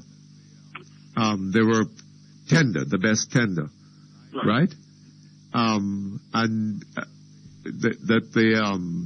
It was recommended to the government to review these tenders, that Blue Cross should have been the selected company. That's again, that's so controversial. But this government, the one point the gentleman made, that's very clear. That's saying that the government owe Blue Cross and Blue Shield $200 million. Yes. And this government has a habit of owing people. Earlier on, I think last year, light and phone was cutting off in police station in Jamaica. So that's not alarming to me. Well, it tells all of that is, and there is a claim being made by NSWMA contractors that the government owes it millions, and there are other such claims knocking about, I believe. It tells you something about the state of the government's finances. Exactly. Hold on just a moment for me. Hear this. Let Astrosan Castor Oil Hair Grower help your hair regain health and beauty. Distributed by Lasco and available at leading beauty stores and pharmacies island-wide. Astrosan Castor Oil Hair Grower. Good Jamaican product, greater value. The time by Astrosan Castor Oil Hair Grower is 2:01. Today's weather brief is brought to you by the Manchester Co-op Credit Union, where service exceeds expectation.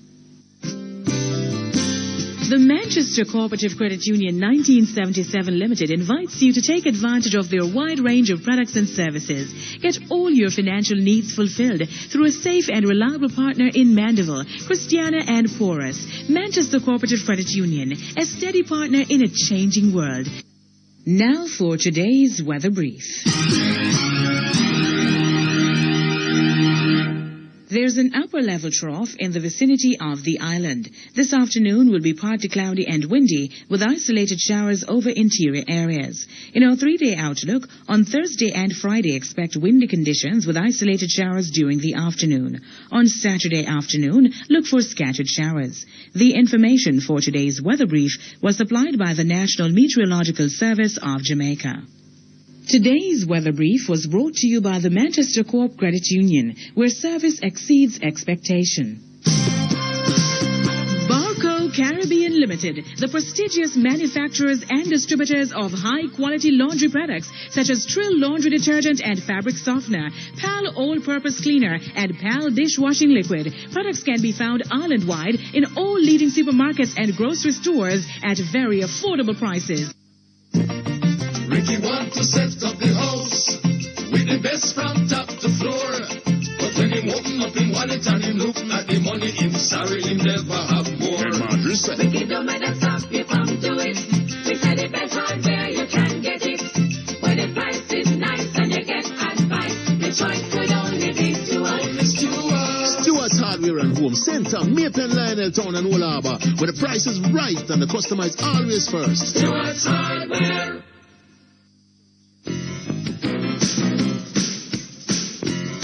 You're listening to Perkins Online, the Thinking Person's Talk Show.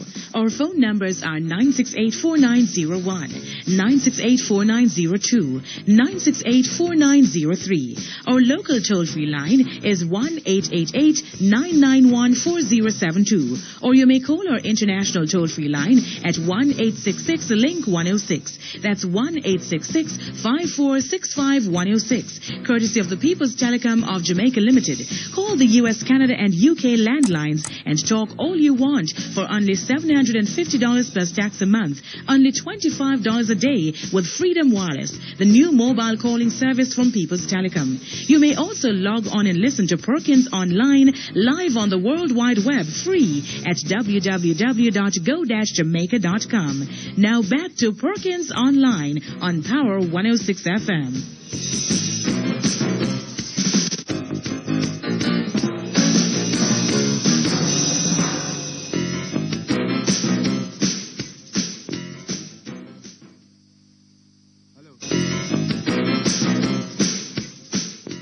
Okay, thank you very much. We're back online. Hello?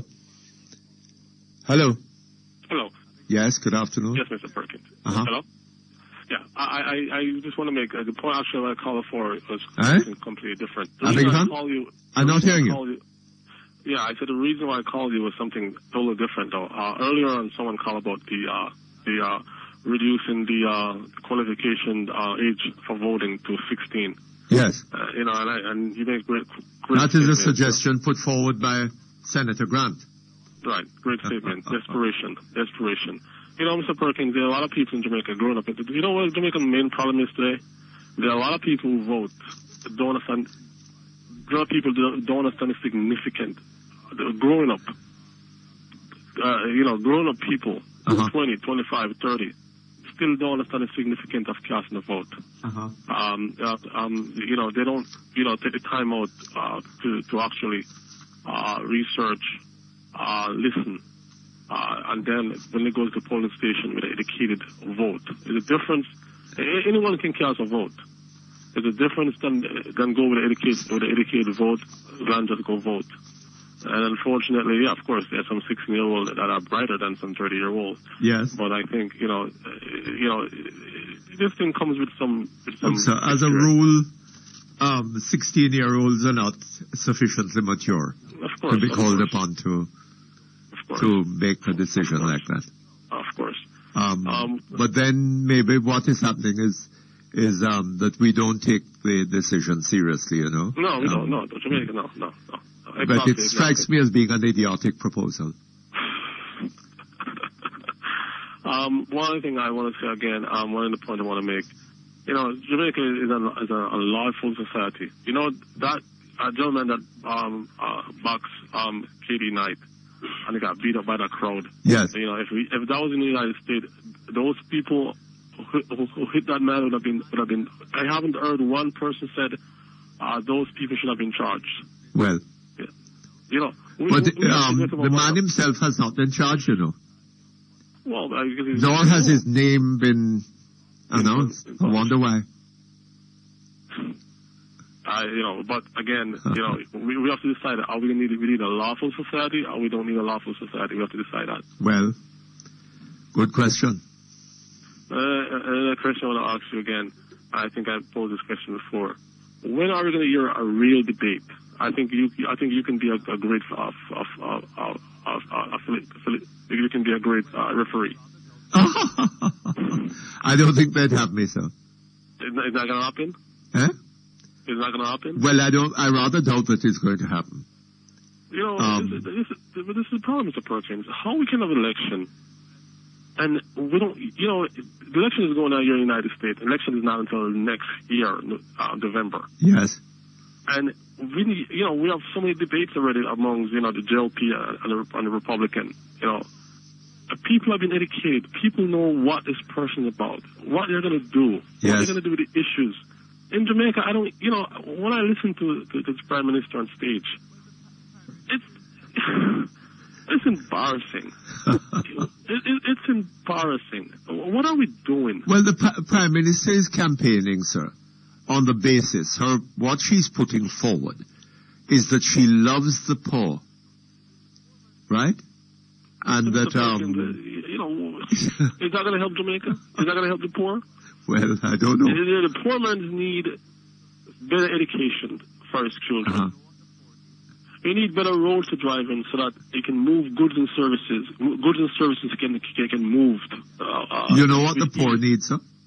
Better governmental policies. Better government policies. You make a great statement. The earlier on the show open up. Yes, poor people need better government. You were talking about the two people in the show, and I listened very carefully to what you were saying. Great point. Yeah. The only thing I'll disagree with, the people in Jamaica, you're right.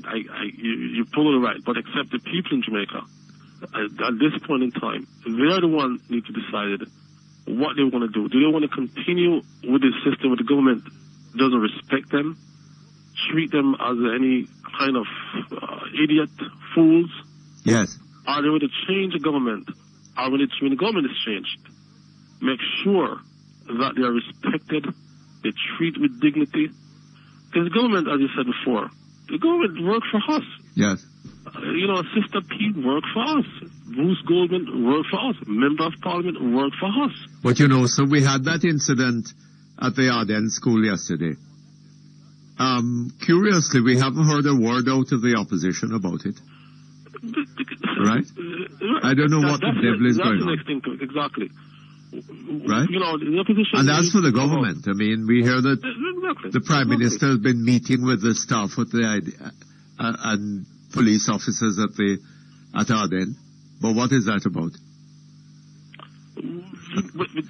Providing better security for Arden? Come out and block a few roads. I see people in Jamaica do it a lot. Yes. And I think that's the law. That's against the law.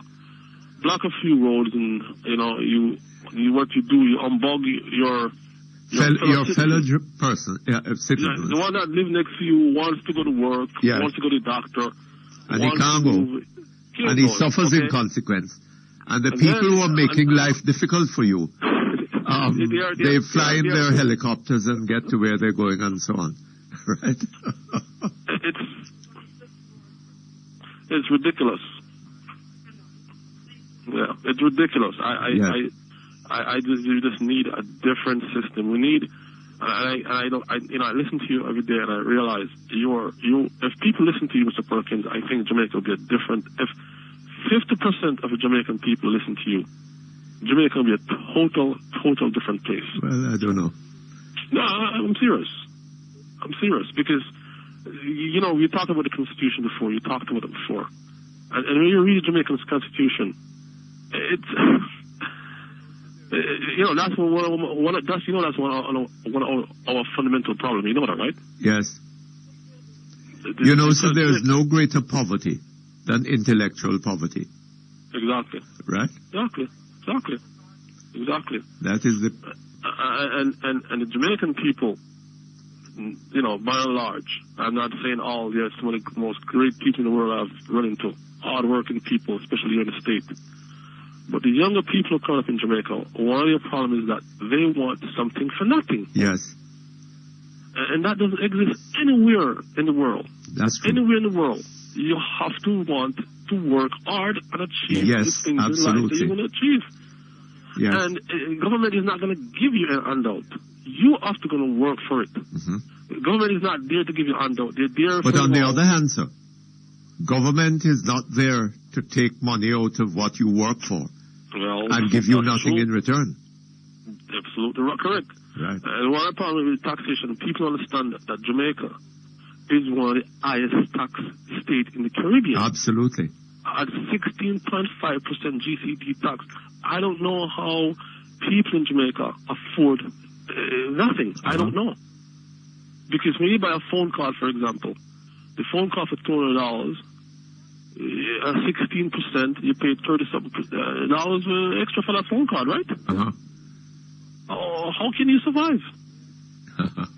And then remember, that money is not going for the good things, roads and schools and policing.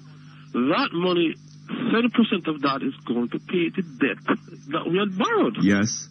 And we are still borrowing. And we don't know more. what happened to the money that we borrowed. I mean, we don't see any improvements around the country. The improvement that we have seen, Mr. Perkins, the Jamaican people are paying for it right now. Uh-huh. Look at JPS. Look at the roads, the highway that they built. They're paying for those things. Yes. Right? So we borrowed all this money, how much billion US dollars? 12, 13 billion. We're in debt right now. Uh-huh. And we're still paying for the same thing that those money should have gone to fix in the first place. Uh-huh. It's coming up to $1 trillion Jamaican. This is ludicrous. And that is not all. It probably is more than that, actually, because there's some that are not calculated into it. When you looked at Jamaican financial situation, I don't know how Mr. Davis actually get money to borrow. Because if I were a bank, I would... Well, it is beginning to look a little as if it might be coming a little tight, sir. And I'm sorry, the day that he goes to the international market and they tell him no. But, when he goes to the international market these days, it is largely Jamaicans who are buying the bonds. So instead of, I think Mr. Shaw talked about this before. Yes. Instead of an investor, a guy come across $200 million well in Jamaica. Instead of, him or her, yes, goes and build a factory or opens a big, whatever, open a hotel or whatever it is. I have to leave you. Yeah. I'm sorry about that. Thank you very much. All the best to you. Lasco Cambio is conveniently located on your way up or on your way down from Halfway Tree. They're opened 8 a.m. daily. Visit Lasco Cambio for fast, reliable service. 29 Red Hills Road and now open in Pepin, 8 Gordontown Road. The time by Lasco Cambio is 2:15. Think comfort. Think Carrier, the world's most trusted brand in air conditioning. More homes, hotels, and businesses use Carrier air conditioners because they have a proven record for the coolest, most reliable, and energy-efficient units on the market. All tuned with great service and affordable prices. Call CAC 2000 Limited, 1-888-991-5921, and refresh yourself. Carrier, tuned to the experts.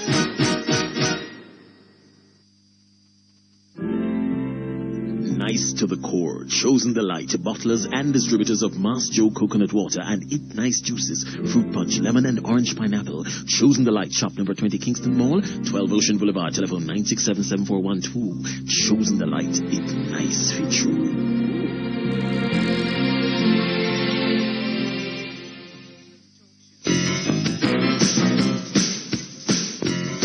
You're listening to Perkins Online, the Thinking Person's Talk Show.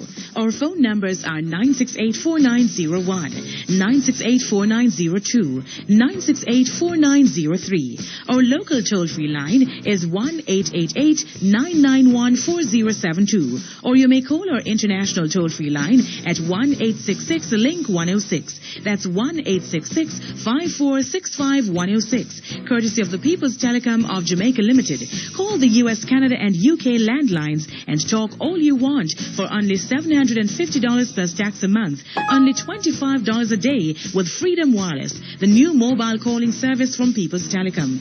You may also log on and listen to Perkins online live on the World Wide Web free at www.go-jamaica.com. Now back to Perkins Online on Power 106 FM.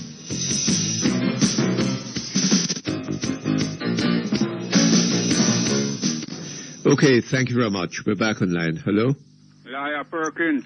I don't know about that. Thank you very much. Perkins. Thanks for coming on. Yes, tell me something. Uh-huh. I hear you were defending a case yesterday, but you lost badly. Is that so? Yes. Uh-huh. I hear you have to make some apology. What about? Eh? What about? You did not make an apology yesterday. Oh, about Mr. Buchanan, yes. You make an apology? Uh-huh. You receive anything from his lawyer yet? From whose lawyer? Mr. Buchanan lawyer. No, why should I? I think you should. You yes, libel him? that's so. Haven't you libeled him? Well, I have. Well, yes, if you think so, go tell his lawyer to sue me, no? But you're going to get that. Yes, because all right. you said something what he didn't said. All right. You said something, you put your own foot in your mouth. Oh, is that so? You but take care, Perkins. You have a nice day. He may not have said what I said, but he wasn't too far away from it. He wasn't too far away? No. You're liable to man and you will be hearing. Don't talk rubbish. Eh? Uh-huh. You will hear if it's rubbish. All right. I look forward to that. You better look. Uh-huh. What else you have to say? I have nothing more to say to you. No? No. Nothing about the Arden? I am finished. Nothing about the Arden shooting? Oh, God, you're gone. Okay, hello? Hello? Hello? Yes, good afternoon. How are you doing? Not too bad, thank you. How are you? Hello? Yes? Yes, Eddie Bailey here. Hi, how are you?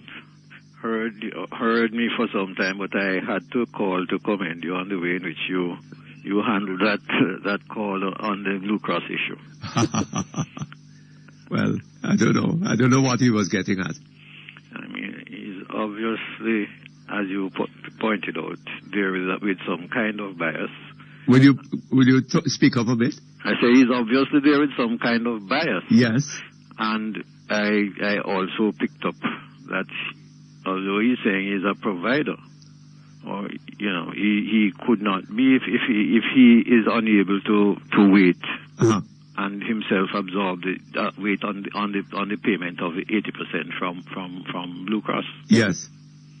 I now happen to be the liaison officer between Blue Cross and the government, the Ministry of Finance in respect of the government health plans. Yes. So I have a little inkling as to how the system works. Uh-huh. And I also do know that, as you pointed out, that this was not any recent thing about demanding the money because of the tender situation. Yes. Blue Cross, in fact, has been upfronting money on occasions when payments don't come in on time. And it had indicated from long before this tender argument came up that the amounts had been getting a little unwieldy and beyond its capacity to absorb so much at this time. And, yes. So that really is the basis on which they indicated that the pressure was on. Well, I mean, $200 million is a fair amount of money. Yes. And, so it is very disturbing that we are finding, occasions nowadays, more so than in the past, when the government seems not to be able to pay money that is due? I would not, as you would understand, be getting into that aspect of it. I am dealing in the aspect that the money is due. Yes. Blue Cross has been attempting to hold straight because the concern for the workers, and I am here, and that is a part as a member of the Jamaica Civil Service Association. I would still be concerned about the public sector workers and their exposure. Yes. So if the late payment becomes so onerous that Blue Cross cannot pay, yes, then what would in fact have to happen is what was likely to happen in that the subscribers would be asked to pay upfront and then reclaim. That would obviously be a real difficulty for a lot of persons, and it is not a step that Blue Cross would take lightly. So, having received information from their bankers that they could not get banking support for continuing that, they advised the ministry that this is the situation, and that is precisely what happened, and it would appear as though that crisis is being averted.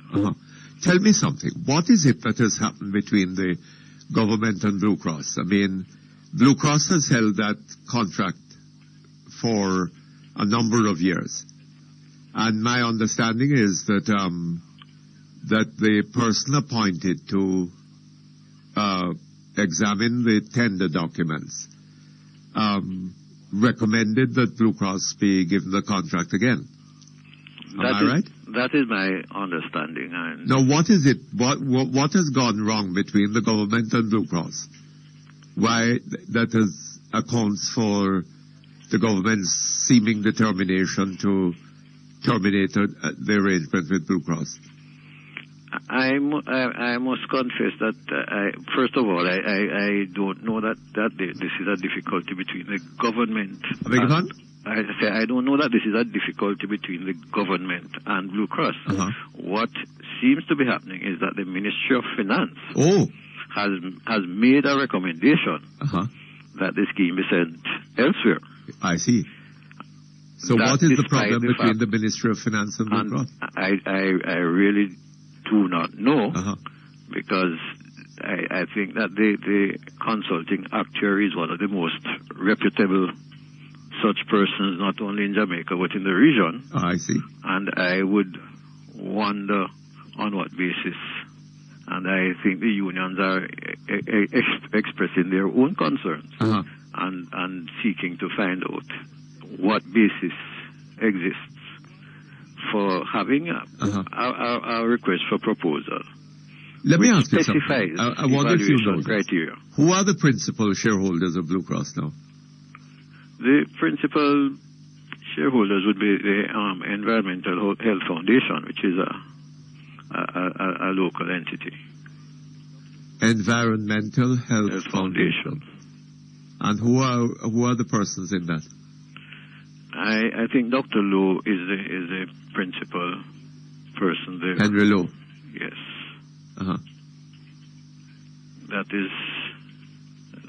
He will be the main person there. I must try and have a chat with him tomorrow.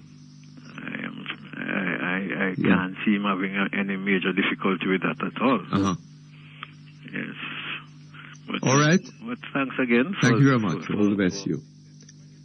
Okay, hello? Hello?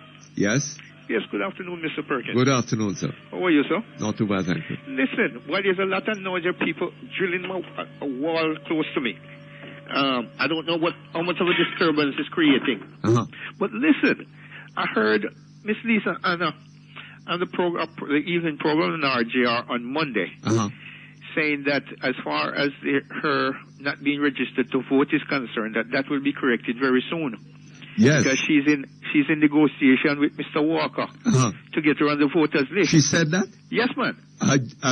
Is that really so? These were her exact words. So the people who are having problem, I would advise them to get in touch with Mr. Walker and negotiate with him. No. To get in touch with Miss Lisa Hanna? Exactly. You're perfect. I'm sorry, I didn't know. I was talking to a man today about this. Yes, and there was another one earlier this week. Yes. Well, I wish I had known that. I would have passed it on to them. Yeah, man. She said that she will be on the voters list. All of that will be corrected soon because she's in negotiation with Mr. Walker. And as soon as that takes place, she would let the press know. Ah, very good. Most amazing situation. But listen real quick. In regards to the gentleman that boxed Mr. Knight, my information that his name is also Knight. Oh, is that so? Yes, sir. Oh, yes? Yes, man. I mean, I don't think it would take much for you to call the police station in Bagwalk and find out. And ask them. Yeah, man. What is the name of the man? Yeah, man. Well, in fact, you know. My information that the gentleman's name is Knight as well. Is that so? Yes, sir. I wonder if they're related. I'm wondering if it's a family problem Uh-huh. that was being enacted there on the podium. Oh. But check it out. All right, I will. Yes. But why don't the police release the name of the man? Well, because it's probably a little inconvenient for them to knowing that it's also Knight. Oh. And we don't know if, this Knight is related to the Knight that he boxed. Because that would bring into questions other matters. Uh-huh. Whether it's a family problem or, Yes. Yes, and I think they would want us to just leave it as it is, Uh-huh. Yes. But call them, Mr. Perkins, and find out. And I would so appreciate it if you try to get Miss Lisa Anna on this matter, because there are obviously thousands of people who are not on the voters list, who are registered and who were verified, and here she is, never People registered. were verified, and yet they are not on the voters list. Exactly. And here is a lady who was never registered. Who was never on the vote, never never registered. Not registered. Yes. And she's going to be on the voters list She said of very election. soon she'll be on it because she's in negotiation with Mr. Walker. Uh-huh. Yeah, man, see if you can get her to help you. Well, I mean, she should be able to help out all these people, man. Well, of course. Huh? Yeah, man. This is... All right, Mr. Perkins. This is wonderful news. Great news for the people who were registered and re-verified and cannot get on the voters list. Uh-huh. Like you rightfully say, get in touch with Miss Lisa Hanna. She knows. No, you leave me with a question in my mind. What is that? Why should Mr. Knight want to box Mr. Knight? This is a serious question. A very serious question. All right, so thank you very much. Day. All the best to you. Okay, that brings us to the end of Perkins Online for today. We'll be back hopefully tomorrow, usual time, usual place. We look forward to your company. So long. You've been listening to Perkins Online on Power 106. Join us again tomorrow, 10 a.m. to 2:30 p.m. for yet another edition of Perkins Online.